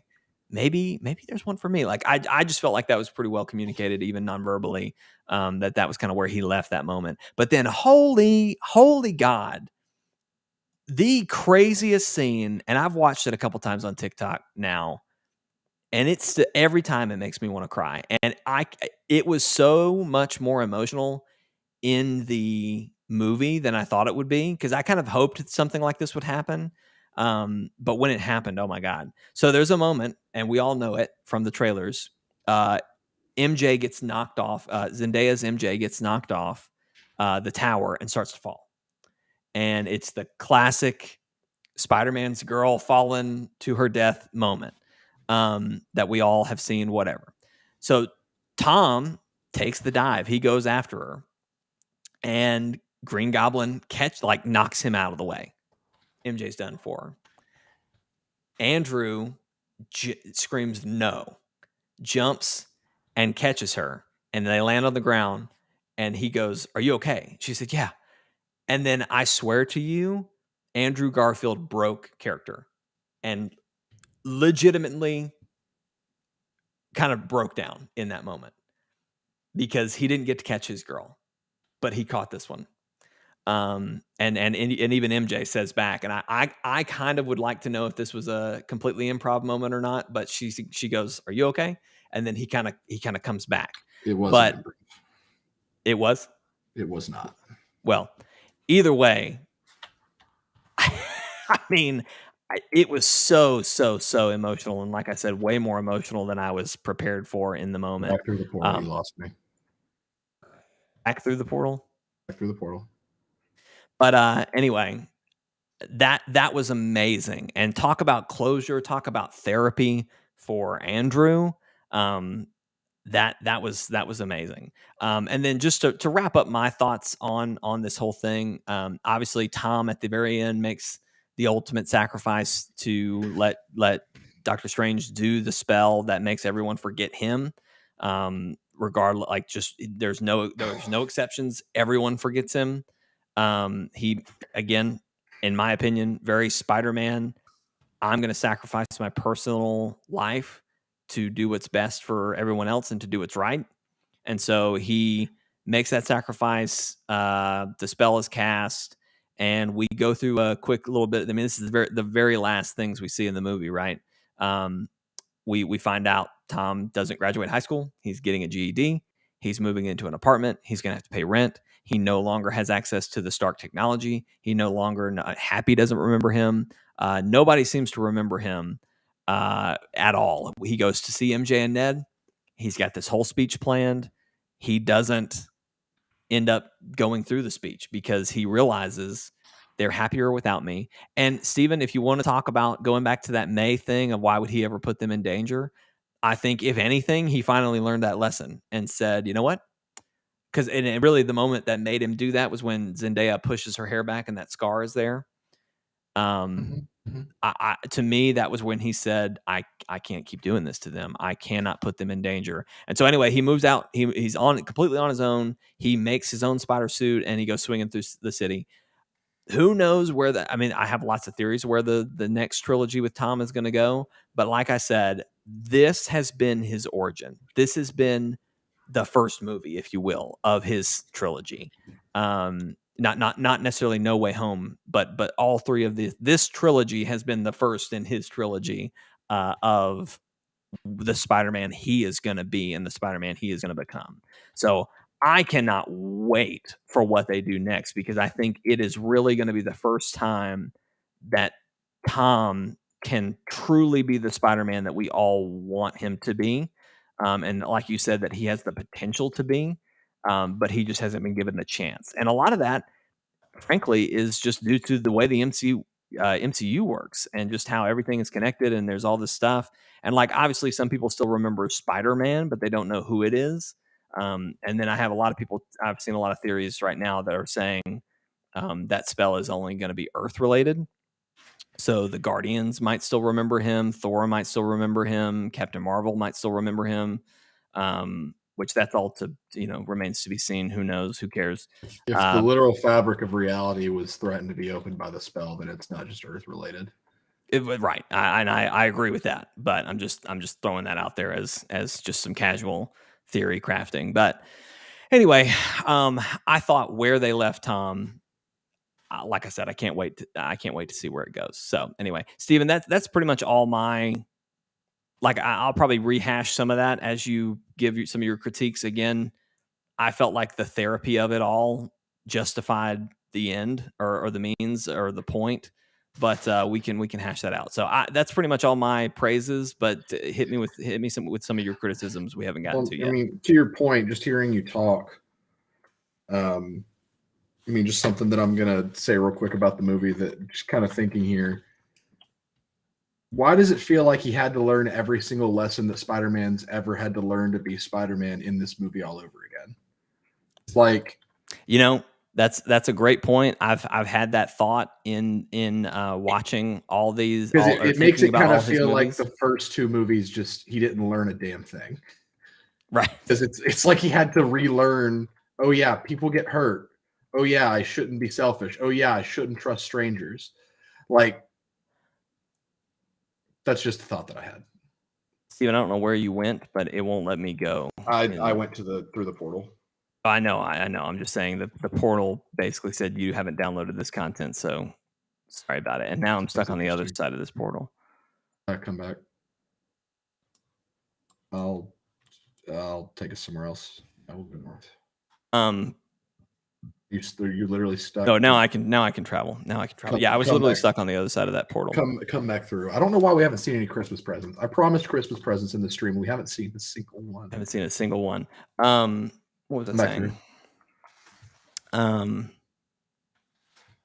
Yeah, him relearning the lessons. I agree. I don't know. The best I can give you is, and again, I've been watching a lot of TikToks, a lot of people just talking about all this. The best I've kind of heard for an explanation of that is it's different levels of it. Like I forget exactly what it was in Homecoming, but basically Tom wanted the fun side of being a superhero. He got caught up in the excitement of, I get to work with Iron Man. I get to work with Captain America. I caught his shield. I did all this stuff, and hasn't really in that one. He absolutely is green. He has not experienced any loss. He hasn't dealt with any real consequences. He experiences a lot of that, and he grows a little bit from it. In the next movie, you want to talk about naivete and just bland trust Quentin Beck right out of the gate. Never questioned whatever. And the man literally ruined his life. Literally ruined his life. And but he didn't learn the lesson to not trust strangers from that man ending his whole career. well, but to the point though, he learned to trust his instincts. That movie focused a lot on the tingle, and that's kind of how he ends up defeating the. I can never say that villain's Please don't name. call it the tingle. No. What the frick? What is his name? Mysterio. See, I always want to say Mephisto. That's messed me up now. The Spidey I hate the blip. I hate the tingle. I hate both of them. Can we please stop calling them both? They're just trying to be different, Steven. They're just trying to be different. And they're trying to be goofy and wacky, and I hate it. When there's been two other series, it's kind of hard. They kind of run down the rest of the bits. I mean, how many times did they really call Spider Sense in the previous two movies, though? I don't know. I'm just saying. Anyway, what I think it's different levels and different facets of these lessons that he's learned in each. And I think this one, just especially losing May, I think that was kind of just the ultimate lesson, and furthermore, in a way, being forced out on his own, he's gonna have to figure this out. And that was something from Homecoming, was that he ultimately is going to have to figure out these problems on his own. He can't always rely on the Avengers coming to help him or to save him or whatever. See, the vibe I got from this, like the whole thematic thing of this being his origin story, the whole thing I got was the vibe that they finally realized that these have actually been terrible Spider-Man movies, and they tried to do the legwork of creating a Spider-Man origin with one film while throwing in every single Spider-Man reference that they possibly could. Well, because, but Steven, back in, I want to say 2016, when Spider-Man Homecoming came out, Amazing Spider-Man 2 had come out in 2014, if I remember correctly. Yes. Literally 2 years apart from the last iteration of Spider-Man, we get this new Spider-Man. If they had redone a Ben Parker Spider-Man origin I really think that would have been a detriment. That's not what that's not what I would have expected them to do or wanted them to do. But they just so heavily dove into Iron Boy, and I think now they realized this actually sucks, and it was too I don't late. And I don't it think they sucks realize. I as mean, a Spider-Man iteration, but like in terms of they realize that it does not work for Spider-Man. Like it's fine, it's entertaining, whatever, but you cannot have a long-term Spider-Man that is like that. And I think they realized that, and so it almost felt like this movie is completely trying to do the legwork of 3. I mean, I wouldn't And say these are that they. thoughts that I just had, so Well, I'm not going to no, die by I them. But like, understand. I wouldn't say that they realized. I would say that this was kind of always an understanding that, like, look, this isn't going to be the traditional Spider-Man we've always had and we've told. We're right. I mean, to your point of writing the movie to the fans, they were writing Spider-Man to fit the MCU.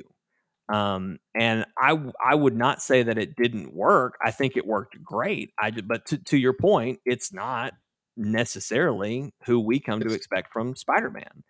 Um, I'm just so I think now I'm they going to have an stop opportunity. distracting us. I think now they have the opportunity. Now that I don't know how to word this, but like now that the MCU has kind of calmed down, I guess. But we're in a fresher space. And again, Tom being where he is and where his Spider-Man has grown to be, he now can be his own Spider-Man and can help the Avengers when they need him. And it's not necessarily that he's waiting for their beck and call um, to do whatever. So I don't know. Like I said, I'm very excited and interested to see where this Spider-Man is going to go next. But Anyway, Matt Murdock was the best part. First thing I wrote. Okay, yep. moving on. Mm-hmm. Too much Ned and MJ to a distracting amount, and by that, it really just let me talk. It's my turn. Go for it. Go for it. Go for it. It felt so much like, and this is just me and my, in knowledge of how movies work.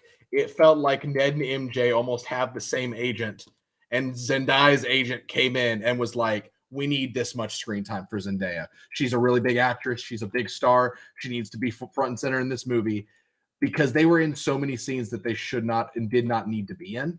I don't want to interrupt you, but I just want to say it's so funny that you have this take because I would say I had the exact opposite. Talking just about how I thought they did such a great job of juggling all these storylines and all these people. The only people who I feel like kind of got snubbed were Ned and MJ.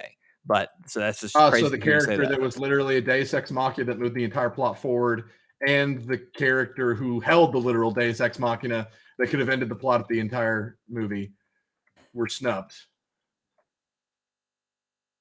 I felt like it. Anyway, the scene where he was, going to that was my jacket. Going to in his new Spider-Man suit that's completely pointless. You can buy it now at Toys R Us suit, the one with where he flipped it inside out that was completely for no reason except to sell toys. But that's not really a complaint. That's just commentary because everything does it. When he was swinging over there and he duct taped his phone to his chest, like, why were they in that scene? Like, to my knowledge, to my memory, I've seen it once. I haven't looked anything up after. It did nothing for that scene, and I don't really know what he was expecting them to do in that scene. That's just an example. They were just kind of always there, and I feel like they didn't really do anything to help that wasn't Ned literally being the plot device pterodactyl that the plot needed him to be. But I'll get to that. I don't know. It just felt like they were there because the plot felt like it needed them to be there to create that connection so that the end would hurt more. I think the end would have hurt whether they were there or not, or whether they had been in the whole movie or not. But anyway. I'll put this. If Ned, MJ, and Peter are so damn smart, why didn't any of them talk to admissions?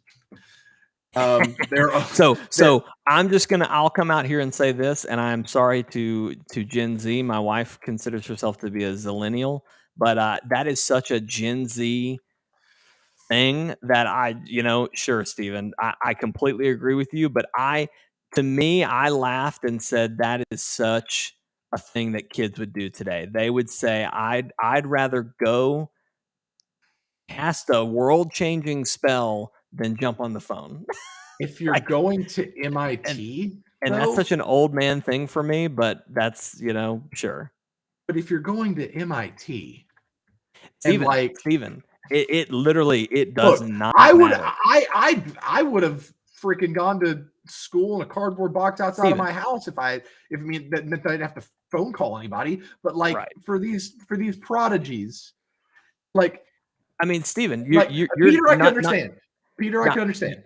You're not an idiot either. You know what I mean? But yet, like you just said, I would do anything three of not them? to have that conversation. Three of Yes, them. Steven, they're all in the same generation. Now I would argue that Tom made this decision on his own. In fact, I think that was what Zendaya said, right? She was like, "We should have brainstormed this like before you went off." So if anything, that's just a Tom again learning to lean on his support system, but whatever. Same plot hole, and yes, I consider this a plot hole, or well, let's call it a plot contrivance. You know who is an alumnus of MIT? Tony Stark. Mm-hmm. Why the hell did Peter need to do anything to go to that school? He's dead. His foundation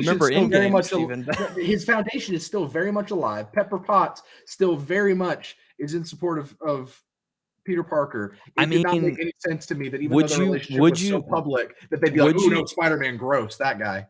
I mean, would you say that though? Like what like in Far From Home, Tony's dead. Mm-hmm. Sure, Happy's there. Did Pepper ever do anything? Pepper's writing checks to Feast at Spider-Man's call.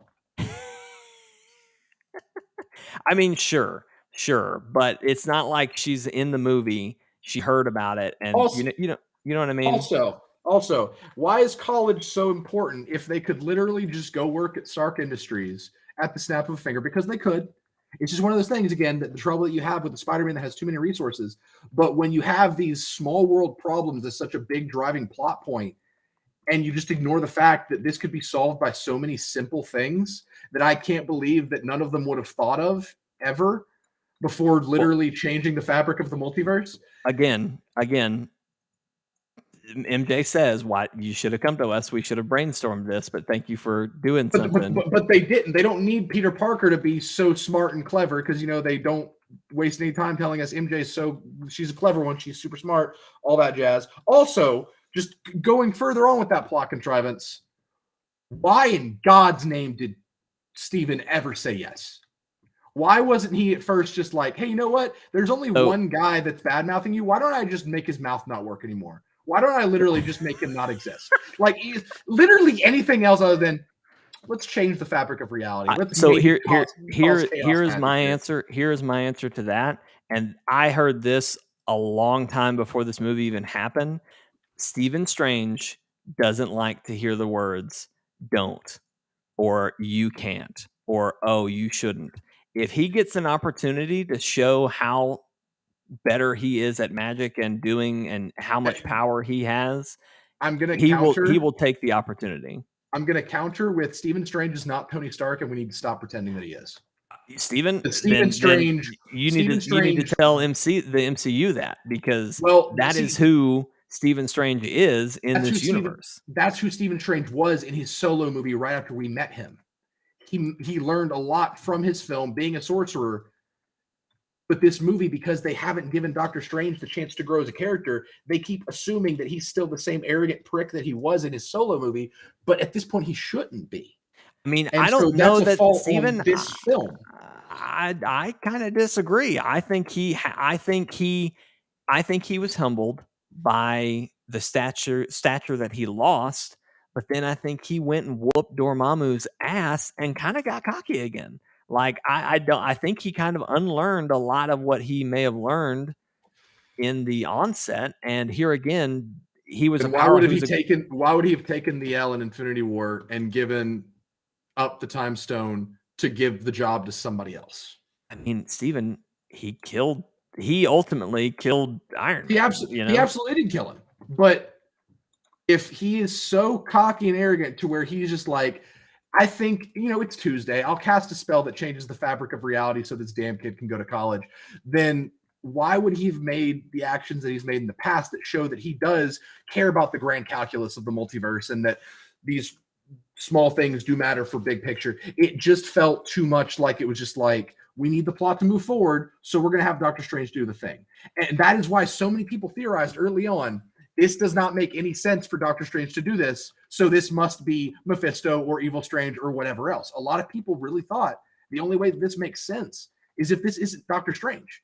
And now that the movie's out and people are so flabbergasted by the spectacle, they've stopped asking the question of why is Doctor Strange the biggest moron in the entire multiverse in this film?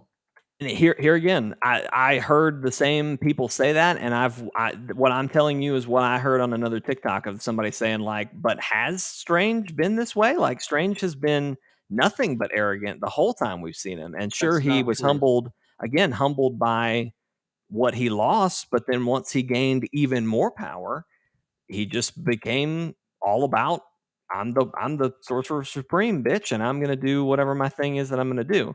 So I understand what you're saying, but I think it's a that is massive who plot hole, and it's not who he is.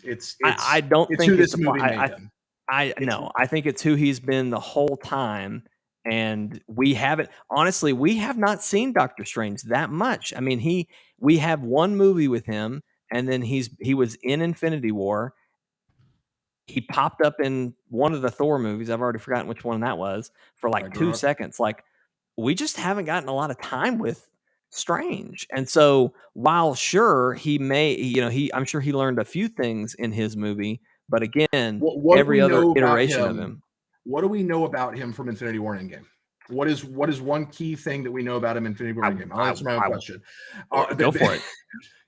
That he very much cares about the grand calculus of the multiverse and the ramifications of the reality and protecting your multiverse douchebag, that whole thing.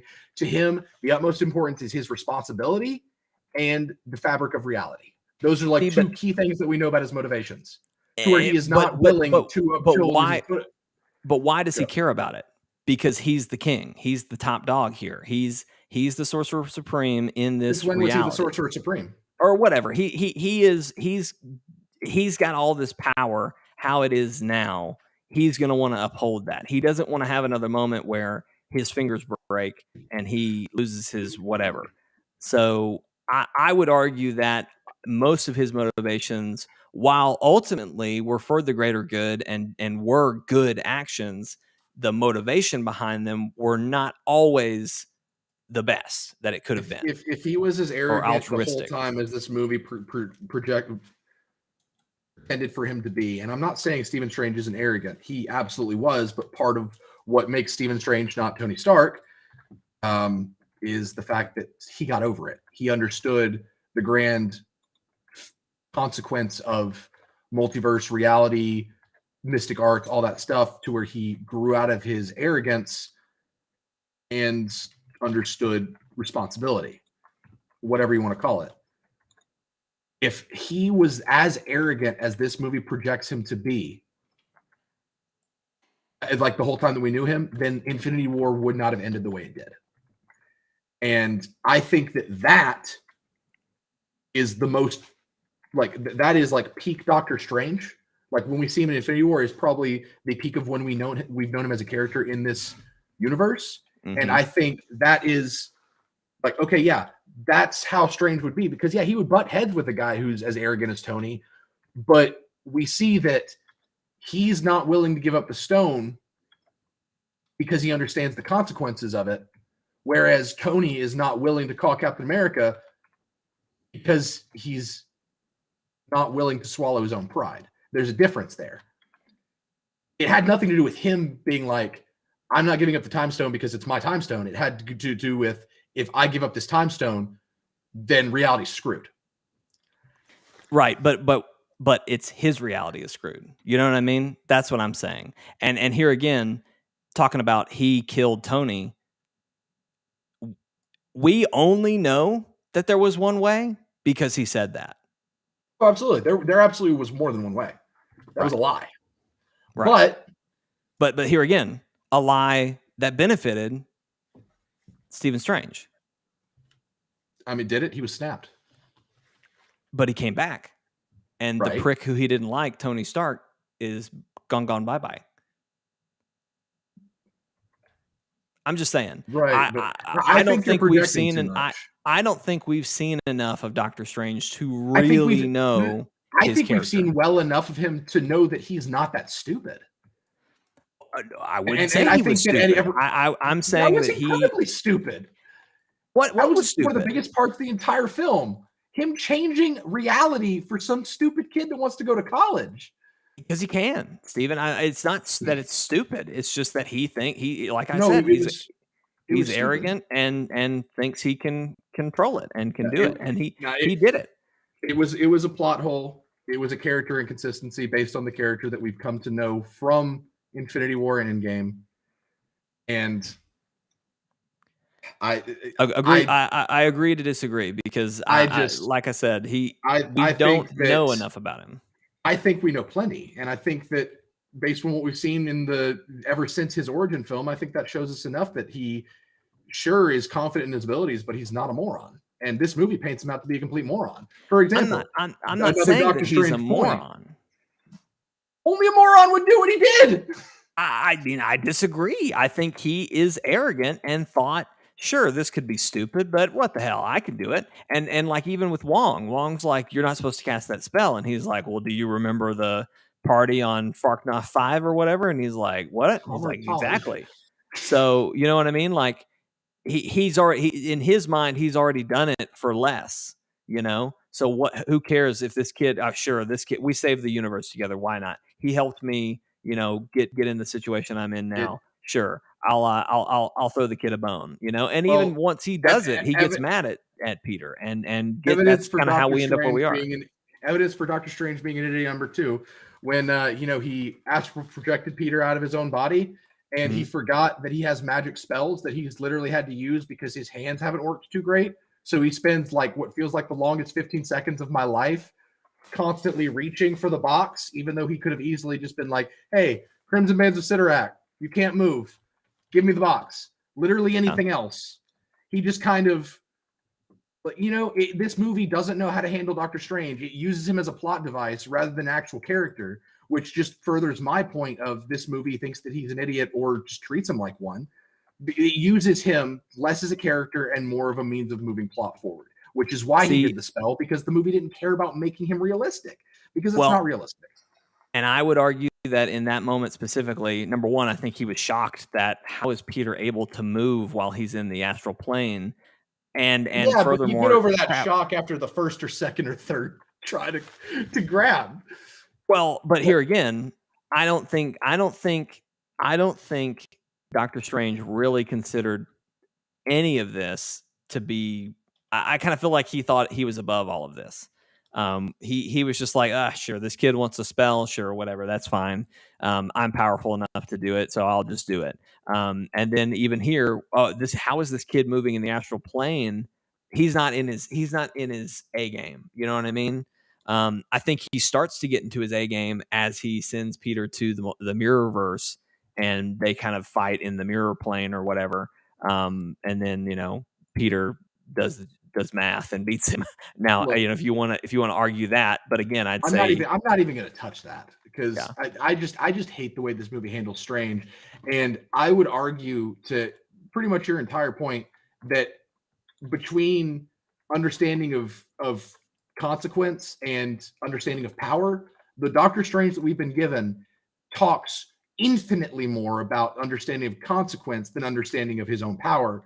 So why would we even think that he thinks he's above anything when he constantly talks about the calculus of the multiverse or 14,605 different futures? Like, he doesn't talk ever about how powerful he is really, but he constantly talks about the responsibility he has based on infinite number of realities, timelines, blah, blah, blah, blah, blah. He absolutely doesn't say it, but he does it. Does that make sense? Like, here again, talking about the 14,000 ways, only one where we all win.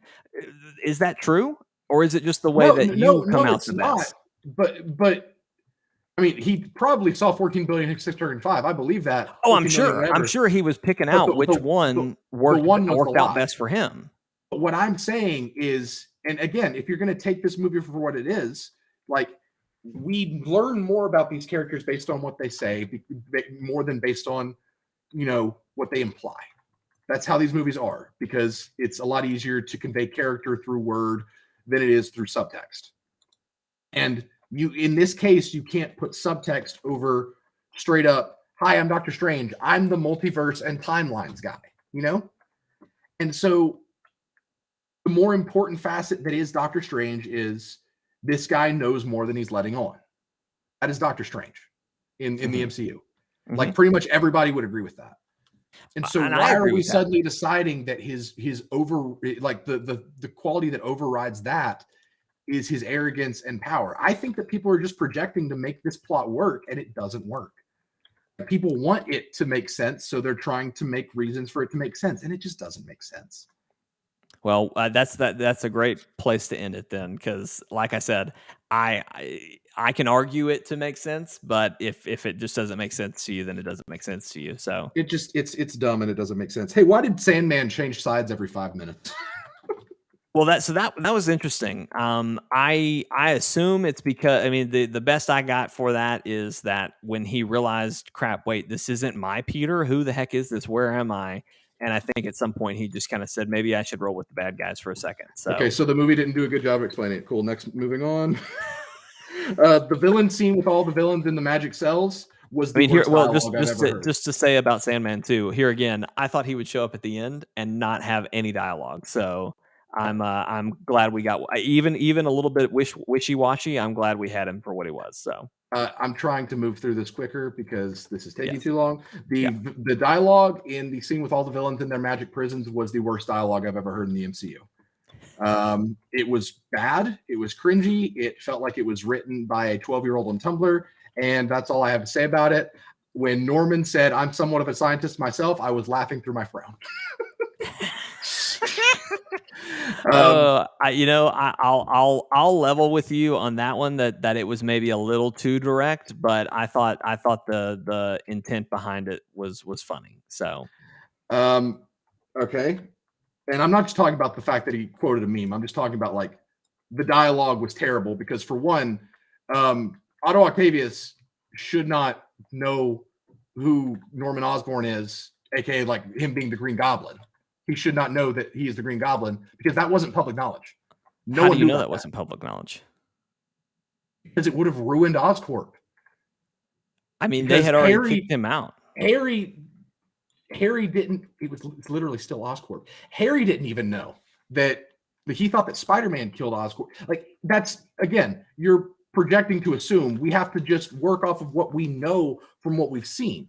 There is no reason to believe that was public knowledge because Harry was still a representative of Oscorp, which is why Oscorp gave the funding to Otto Octavius for his tentacle arms. So if it was public knowledge that Norman Osborn was the Green Goblin, if we're just going to play the game of, like, well, let's assume what happened because it didn't show us everything, then it's safe to assume that it's not public knowledge because then Harry would have been shunned. He wouldn't have had any money he would not have been a representative of Oscorp. That was a plot hole. He should not have known. Also, how did Osborn know who Otto Octavius was from the back of his head? That was a small thing, but still, it was a thing. Before he even turned around, he was just like, Otto Octavius. I can, I'll level with that one. I would argue if we don't know for sure that it was public, like that he didn't know, you could easily argue that I would say that he did. I would say that if we're going to assume that there is infinitely more evidence that it was not public knowledge than there would be to assume that it was public knowledge, because if that was true, Harry would not have a dime of Oscorp money to give to anybody. Vortex, I just saw your question, and I'm just going to jump in here too. What's so funny about the whole spell thing, and like, well, they all go back to their universe and die. Well, Sandman and Lizard don't die. They both get cured. Well, I don't think Sandman You was could ever argue. cured, but he was You forgiven. could argue and, that Electro didn't even die. Well, I mean, for what we know, he died. Well, he went away, but I mean, can you kill pure energy? Electro was zapped until he exploded. Now, I would totally ride the conspiracy wave that his body exploded, but that his essence and the electricity of him. I don't think it would have zoomed in on his little chip thing if he had died. Because that's all I remember about his death, that it zoomed in on like the electric meter chip thing. I think that he was in there somewhere. Neither here nor there. Move on. Well, whatever. And there's some inconsistencies on who actually goes back and dies, and I will amend to that. But anyway, I think the point was that more than one of them were going back to death. So that's why if we're going to moved. approach any character deaths and reverting the timelines, we need to save that for the end, because that is my single biggest problem. Let's let that be the end, because I'll kind of agree with you on that, but we can talk about that then. Thank God, because I was worried that was going to be the whole thing. I mean, I'm going to argue against you and why that mattered, but yeah, and so you're probably not going to leave happy with that conversation. But I mean, I'm not going to leave happy with any of this conversation. Electro sucked, and he absolutely did suck. Also, why was he there? He didn't know who Spiderman was. So that is another plot hole that I'll give you, because I've been watching. That's something that a lot of people on TikTok have been coming back to, of like, when did he know? How did he find out? Like, so I'm not exactly sure, and I haven't seen a good answer for why. So I don't really have anything for you there. It was distracting with how much it knew that he didn't know. Like, I thought you'd be black. Wait. Right. But anyway, whatever. Yeah, Electro sucked. I don't think he. I mean, I don't think he sucked. He was like just a mustache twirling, I want power villain. Like, when you put him next to the Octavius and Osborn, who were fantastic, I'll absolutely agree that he wasn't the best of the trio, but he wasn't bad, and especially compared to he was just there. His first one. He wasn't. He was a lot better than his first iteration. I mean, he was less cringy than his first iteration, but I would argue they didn't really do anything that made him, like, he didn't do anything to make him worse. So by proxy, he was better, I guess. And also, yeah, he wasn't even his character from ASM 2. So like, you can't really even compare the two, because they were just like, hey, no one liked this guy, so we're just going to make him completely different. Moving on. Goblin was great. I loved him as Goblin. I joked at first when we saw that he had the hoodie and no mask, because I was like, it's good of them to finally realize that Norman Osborn, that Willem Dafoe doesn't need a mask because his face is so scary. And the scene when they're fighting in the condo and he's just getting punched in the face, looking up, like laughing at him, I was just like, oh man. I was more accurate than I realized. So, and just to toot Willem Dafoe's horn a little bit more, and I'm sure you've seen the articles about this too, Stephen, but his one, like, I'll do it on one condition. His one condition was he wanted to be in the action scenes. He's 66 years old. I'm not saying a 66-year-old can't do what he did, but they would have moved heaven and earth if he said, I'll do it, but I just can't be in those kind of action scenes anymore. They would have moved heaven and earth to make it work, to get him in it. And just the fact that he said, no, I want to really punch him. Like, I want to really be in these fight scenes. You can't see a man, the integrity of it. You can't see a man perform with the face acting that man does and not know that he's having the time of his life. Oh my gosh, yes. Yeah. And I love Willem Dafoe. He's great. He is one of the scariest looking people on the planet, but he also seems like a sweetheart. Anyway, moving on. I already talked about Doctor Strange. I'm skipping over a lot because we touched on them, and I just don't want to waste the time. I don't want to waste my breath. The Sling Ring chooses Ned for no reason and behaves exclusively how the plot needs to, as if it has its own will. It grants wishes. And I know you're going to say his grandma says that he's magic. That isn't how magic works. So this is an interesting, and this is getting a little bit into theory crafting. And again, to your point, if they didn't explain it to us, then we don't really know anything. I am wondering if this is going to play out in future stories. But is this just about Ned being able to use magic, or is it about how the fact that the magic happened exactly how it needed to, when it needed to, for the plot to do what it needed to? So it's more about Ned having magic.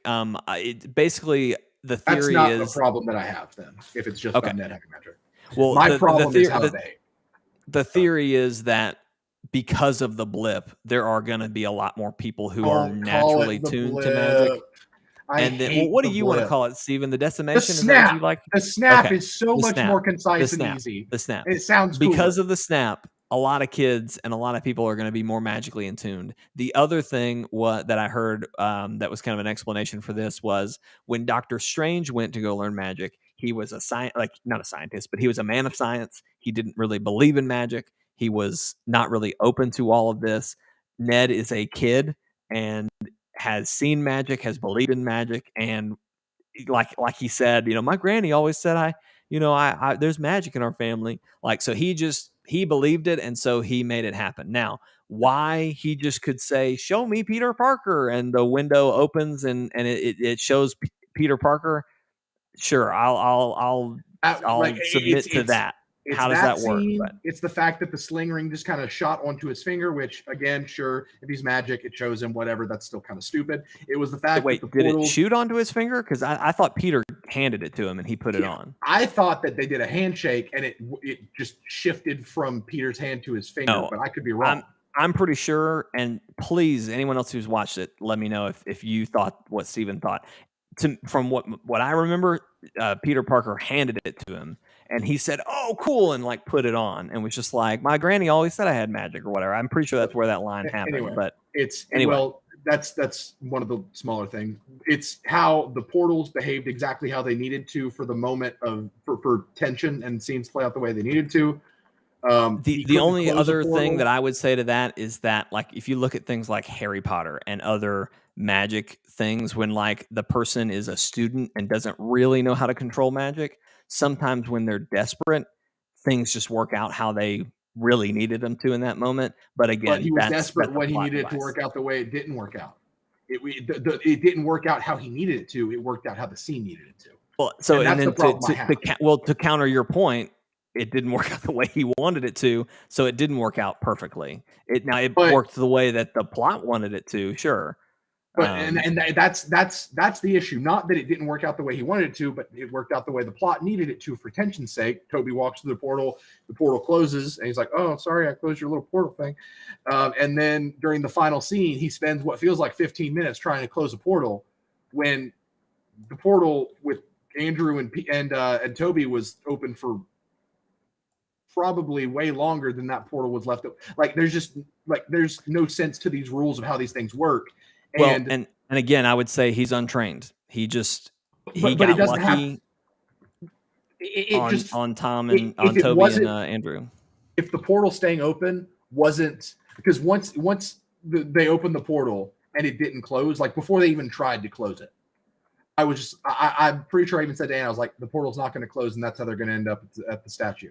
Mm-hmm. Because that's how the plot needed it to happen, so that they could have the higher stakes of those two unpowered characters being stuck at the Statue of Liberty during the fight. That's just bad. I mean, how would you have preferred that to go, Steven? I mean, honestly, I wouldn't have had them at the fight. Well, I mean, I think that's the point, right? No one would have had them at the fight. But if we're gonna have, did, because it wanted to have it, you don't need more tension. Between 3 Spider-Men fighting 5 villains, you've got plenty of tension.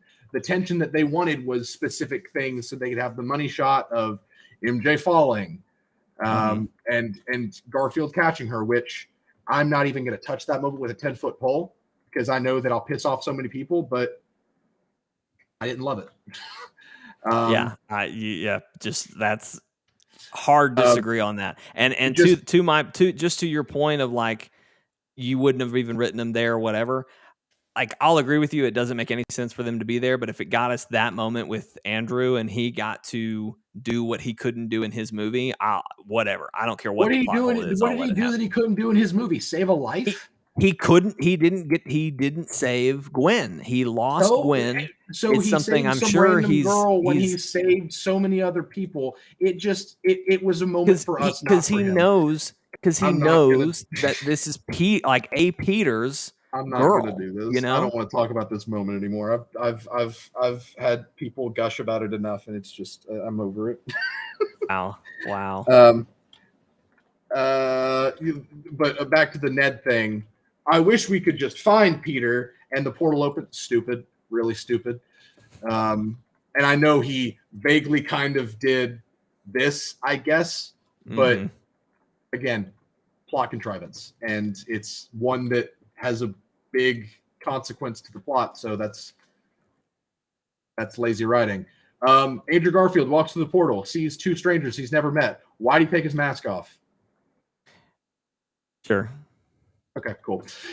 I mean, the best I got for you is they called his name, so they already know in his mind. You know, what I thought you were going to say is, why did he even go over there? It's like, well, they're calling his name. I can see why he went through there, because he's just like, okay, this is weird. The whole situation's weird. Fine. But the last thing that any Peter Parker would do is take their mask off and ruin their anonymity. So there's that. And I think he and Toby both, they knew they were in another universe. And so I think a lot of that was lost. But here again, sure, that's something a Peter never would have done. It was done, universe or not. So it was a moment meant for us, not for the because Marvel for a while now has read the theater really well to where they know what moments will get a freak out. If you rewatch movies like Avengers, you can tell when Marvel knew fan reaction was going to happen, because some movies are really awkward to watch again when you're not in the theater. And that's one of those things that Marvel did, where they were just like, Andrew's going to walk in, he's going to take his mask off, everybody's going to lose their freaking minds. And that's one of those things, but something that I've noticed. And to me, writing is a craft. It is an art form that I wish I did better than I do. So when I see it being done very lazily and being praised, it bothers me, because I can't get myself motivated enough to write stories when I struggle with things that I'm seeing big things get away with. And, they're getting away with these plot holes, these flaws, scot-free. And I know it's different because this is, a household name, but something that I'm noticing is that, like, I have a lot of these things that really bother me about script writing, about screenplay writing, about whatever. And one of those big things that bothers me is when a story is not written for the world, it's written for the audience. And sometimes that's fitting. If it's a story that's allegory, for example, that, yeah, obviously. But when it is a story that is moving forward in a universe, and the reason this movie specifically bothers me so much is because it's MCU. It does not get to make these things happen in this movie and pretend like these things don't matter for other projects. You have to do the research. You have to, if you're going to open up the multiverse can of worms, if you're going to do the multiverse thing, the timeline thing, you need to put the work in. You can't just do it and be like, gosh, the audience is going to go absolutely nuts when they see all these Spider-Men, and not consider the consequences of what this means for future projects. That's so let me ask you this, Stephen, and just to quickly hit one point, a larger conversation that I think we've kind of had here and there is, to me, and like there was the whole thing with Martin Scorsese saying that oh, Marvel is ruining cinema, like Marvel movies suck, and he was like, they're not real movies, they're not whatever. I really, and even in somebody told us, they were like, hey, we're gonna go see Spider-Man tonight, like what do we need to watch beforehand? And Lealsa and I both were just like, what have you not seen? Like, well, we've really only seen the Spider-Man movies. It's like, well, I guess that's gonna have to be good enough, because all the things you really should go catch up on, like there's no way for you to catch up on. Like if you haven't seen everything in the MCU at this point, you're just kind of left out. I mean, either that or you need to catch up. I would argue that if you want to say, hey, this movie didn't have good writing, this movie was lazy, this movie did whatever, I would argue that sure, okay, maybe that's true, but I think what the MCU is doing is something new and different than just a movie. Well, it was, Look, but that's I'm not saying it's bad writing because it's doing MCU things. I'm saying it's bad writing because it's doing things that aren't conducive to MCU within the MCU. It's so like breaking rules and it's changing things when it doesn't have the like authority what? to do so. Give me an example from this movie that you're talking about. Well, for example, do you really want to get into the ending right now? And Did also, you have anywhere else you wanted to go?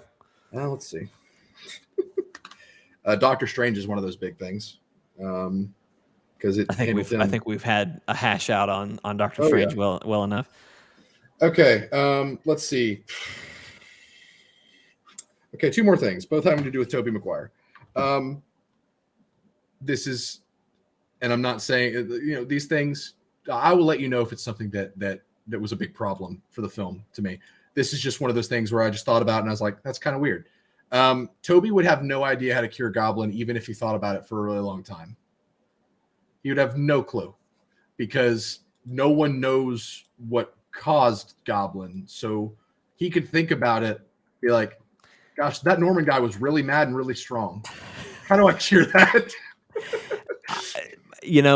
I think this would be the same argument of they didn't tell us, so how would he know? But also they didn't tell us that he didn't know. We don't know that he didn't. We don't know that in the 20 years he hasn't gone back and it bothered him so much that he maybe goes and tries to figure out, okay, what happened to Osborn? What did he do? Oh, he got treated on, oh, this thing happened. Like, man, if only I could have cured him. Like, sure, that wasn't explicitly said.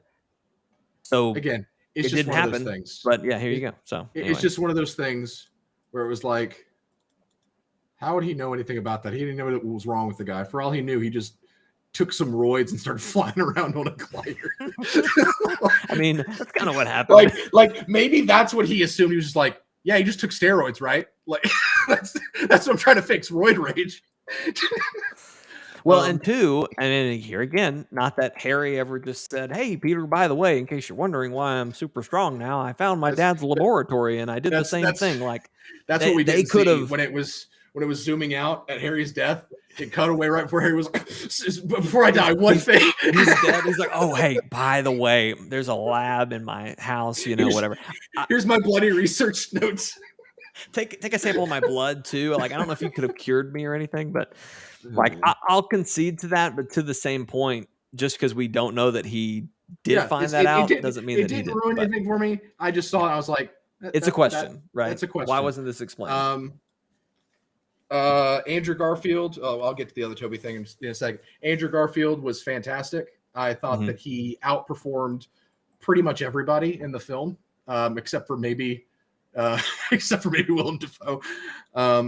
Well, go ahead. Finish that thought. I have something I want to say.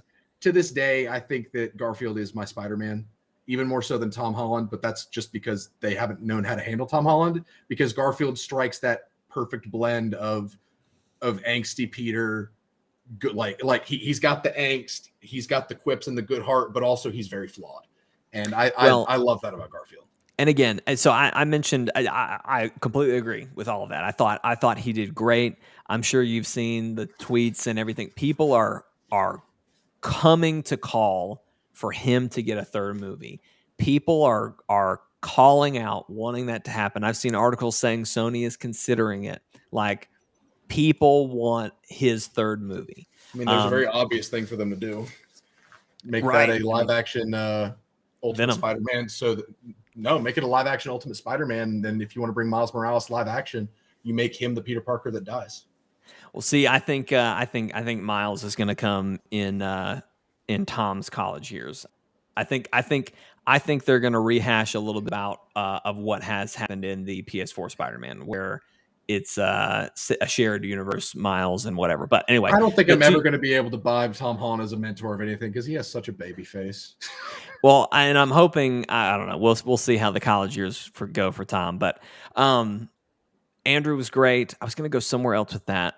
Dang, I can't think of what it was.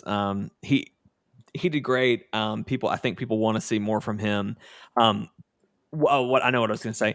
Talking about he got the moment where he got to save MJ. We're assembling here, by the way, And because a dragon fight's about to happen. So get ready for that. I noticed that with all the other dragons floating around.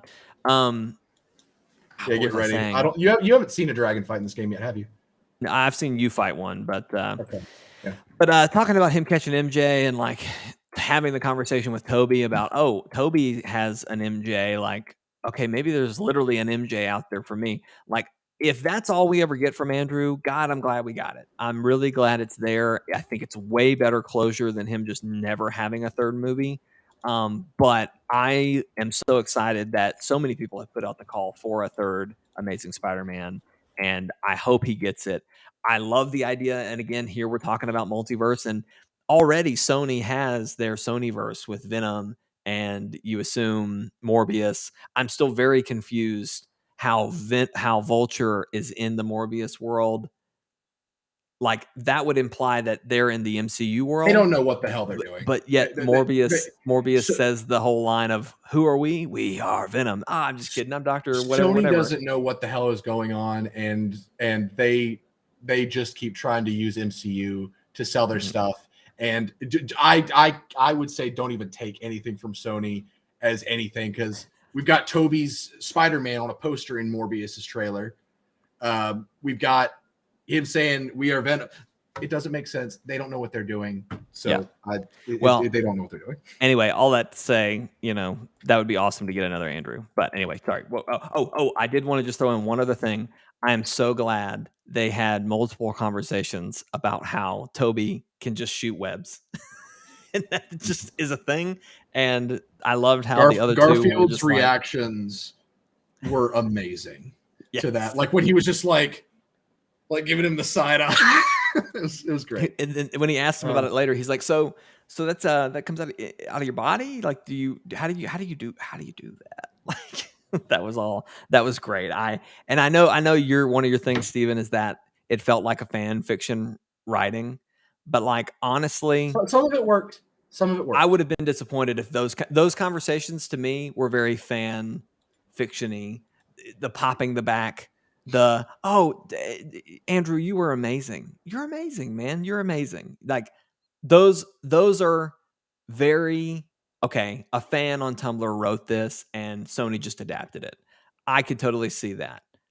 Me personally, I loved all of those. So it was the best fan fiction ever. it's where I would leave that. But anyway, finish up your thoughts. I know we gotta wrap this up. One thing that was good in terms of the interactions between them, I loved the youth pastor comment. That was hilarious. Toby getting stabbed was stupid and completely pointless. And I wish he had died. All of them should have sensed it. There were literally 3 Spider-Men there. Someone should have sensed it. It literally only existed to get another gasp out of the audience, and that's just another one of those things where it's like they wrote it for us. I gotta dip for just a second. Asher just woke up. I don't know when I can come back. You might have to wrap this up. If you want to stall for a little bit, I'll see if I can come back. Okay. Cortex, do you have any thoughts based on anything you've heard so far?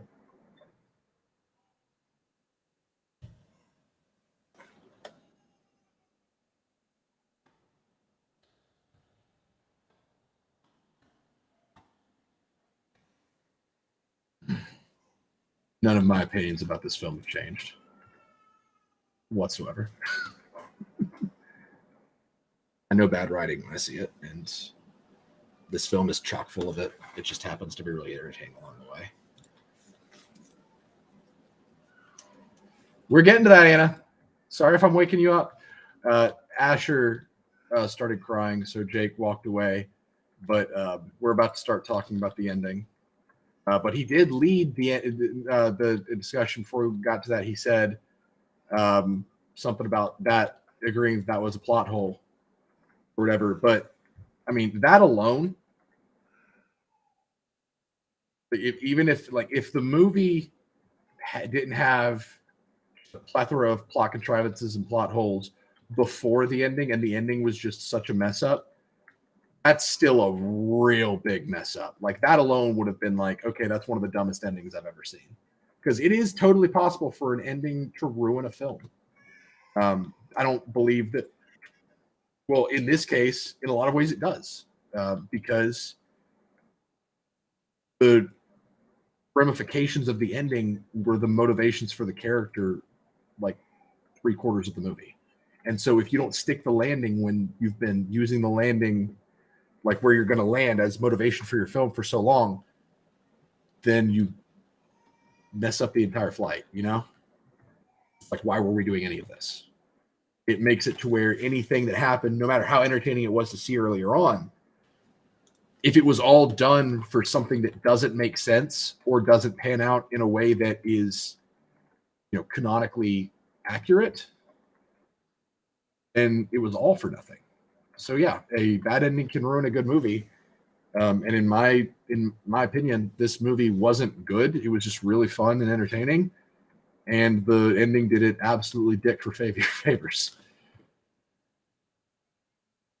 Oh, absolutely. If Toby and Garfield were not in this film, can you imagine? People would have hated it. And my sisters got to see, two of my sisters got to see this movie. And I asked them ahead of time. I was like, hey, what have you seen? And they're like, just the MCU stuff that you showed us. I was like, so you haven't seen the old Spider-Man movies? And they're like, no. And I was like, okay, good luck. Let me know what you thought of it. And at the end of it, they were both, well, I was only talking to one of them, but she texted me. She was just like, I love Tom Holland, but that movie made no sense. Yeah. And she was like, if Doctor Strange is so powerful, then why didn't he just, do a spell to make, like she was still stuck on, like, Doctor Strange could have just fixed everything. But anyway, whatever. So Anna chimes in. We're gonna segue. Are you good now? Are you settled? No, I've got to either you're gonna have to take over and finish from here, or we can wrap together right now. But I've got to go. I've got to go deal with him. So I've got just a little bit because Lee Alston's nursing him again. But okay, cool. So the ending was stupid, and Anna says, so they're all dead, right? And my thought is, yeah, if they're not dead because they went back to their moments in time, the TVA definitely picked them up and pruned their whole timeline. So the TVA is no more. So that's no, the TVA is still a thing. But remember, it's the understanding is that Kang the Conqueror took over, and he's allowing. They're still dispatching people. So you could, based on what we know, they're still pruning timelines. They're probably collecting people from those timelines. So, but yeah, they're absolutely dead. And I will concede to that. That is a huge plot hole, is because, like, as we understand it, a lot of them were taken from the exact moment before they died. So, like, Dr. Octopus, regardless, there's nothing saving him because exactly. He was like, I had him by the throat, and actually, right after that. Actually, Dr. Octopus, I think, makes the most sense because what happens in that movie? He has a moment where he takes back over and he sinks the fusion whatever to save the day. Now, I'm not saying he's going to go back and suddenly the arms are going to whatever. Like, his fate is sealed regardless. I'm assuming that Green Goblin is coming from after he hit the button to send that glider towards him. He's dying either way. He'll be impaled with a smile on his face. Exactly. Electro, he was getting zapped. Electro was midair, so he's just going to fall. Anyway. But there was that. But this is my thing. I completely agree with that. Again, Toby and Andrew, though, I think are going to go to whatever the present in their timeline is, and they're going to have all these memories. And if they don't get ruined by the TVA, yeah. Again, I think it was therapy for them, and honestly, it was therapy for me. So I'm cool with it having happened. So well, it was the key motivation for the main character for the majority of the movie. So it's dumb, and it does not. It does not. It's not forgiven for me. It's a dumb ending, and for them to spend so much time on it. Well, and again, it doesn't work. Whatever. I don't have time to talk about it. I think that it was also therapy for Tom. Tom did right. He did what was right, regardless. I mean, it depends. Who do you believe? Who do you agree with? Do you agree with Doctor Strange of just like, none of this matters, kid? Like, I 100% agree with Doctor Strange. Well, I know you do. You're dealing with the grand calculus of the multiverse. Who cares if they die thinking that good is good and bad is bad. Like, who cares? But here again, Spider-Man, he's going to do the right thing no matter what. But So he there only you cared go. because But Aunt anyway. May told him that he should care. Anyway, lastly, forgetting that Peter Parker exists is stupid and doesn't make sense, and you will not convince me that it does make sense because there is a paper trail, and you could obviously. So I've seen a lot of funny TikToks about like MJ and Ned opening their phone and seeing all these pictures of this kid, and it's like, who's this kid? Like, who's this guy? And like, obviously, then they would have seen him at the cafe. So I feel like, and again, this is me filling in the holes, right? Obviously, it had to have affected other things, but I don't know, because then it also doesn't make sense to me. Do people just remember Spider-Man being somewhere, but they just don't know that it was Peter Parker? Yeah, Like, Vortex. I think it was Vortex asked me. He was like, "So who was hugging Tony when he died?" And I was like, "It was just Spider-Man with no head." so I have this horrible headcanon, and I honestly don't know that I can be convinced that it's not true. That spell undid Tony and Spider-Man's relationship. Well, yeah, but so I mean, like so Tony all and those moments Spider-Man or have Tony passed and on. Peter? I mean, assumedly, all of it would still happen, but it was Also, Spider-Man. But like, how did he really? I don't know. This is a Happy huge question. Happy is standing next to May's nephew, and he's just like, through Spider-Man, he's like, "Yeah, you same." I'm sorry, but like that brings up the point of like, how does Happy have all of these memories of May, but no memories of Peter? And you could make the argument, sure, Spider-Man worked with Feast, Aunt May worked with Feast, whatever. But it just asks like, and I'm saying the reason I'm bringing this up is because they went to the effort of bringing that to our attention, being like, "Oh yeah, Happy remembers May. He remembers all those good times. He remembers Spider-Man, but he Well, doesn't so remember Peter." but wasn't the point? Wasn't the spell that people would forget Peter Parker? Period. Not just Yes, that Peter Parker was Spider-Man. yeah. So So like, I mean, that's your answer right there. He was blipped out of memory. but that raises so many questions with Oh, like, absolutely. because it just, they can't drop that bomb and not explain how it works, because May, like, Peter would have been so present during May and Happy's relationship that how can you not have one and have the other? That's what I'm saying, is that it just, whether he was there or not, all memory of that is gone. I So like that anyway, Vortex. That's like eating cereal and forgetting if you used a spoon or not. sure. The All right. dragon's about to drop in. But I Well, know that is literally all the time I have. I cannot dedicate another second. Ladies and gentlemen, thank you so much for watching and listening. Stephen, thank you for this conversation. I know we got heated in a couple moments, but I respect your opinion, and you bring up a lot of really great points. And the MCU needs to address a lot of these things. I don't I know that they just ever will, I but just I say these things because I care, and yeah, because I don't want us to get to a point to where the MCU realizes that they don't have to try anymore, because the truth is they don't. right, Because they could, and Multiverse of Madness is getting reshoots allegedly because of the multiverse stuff going over so well in Spider-Man. And so you could argue maybe they're going to throw everything they've got at this movie with the cameos and not explain it, and think that they could just throw people in there and not make it well written. And I yeah, don't want that to become the standard. And so to me, you don't get to catch a break just because you're nostalgic, just because you got fan service. A story is a story, whether, like, no matter what, and if it is one that plays by the rules of a grander universe, then it plays by bigger rules than others. And I don't consider this an exception. And so that's why I don't hate the movie. I just hate the screenplay and the script. It's bad. It just doesn't care. That's all. yeah, absolutely. Ladies and gentlemen, we normally stream Thursday, Fridays, and Saturdays. Of course, this is the holiday season. Christmas is around Thursday, Friday, and While you're Saturday. doing the We'll outro, angle your camera up a little bit so you can see the dragon. we will probably not be streaming those normal days. So I apologize in advance for that. I normally, if I had more time, we could walk through if we could stream any other time. So for the meantime, just suffice to say, you will see us next Monday. We will be doing a best games of 2021 episode. We're going to talk through all those. We may do some streams tomorrow night or Wednesday night. Really just depends.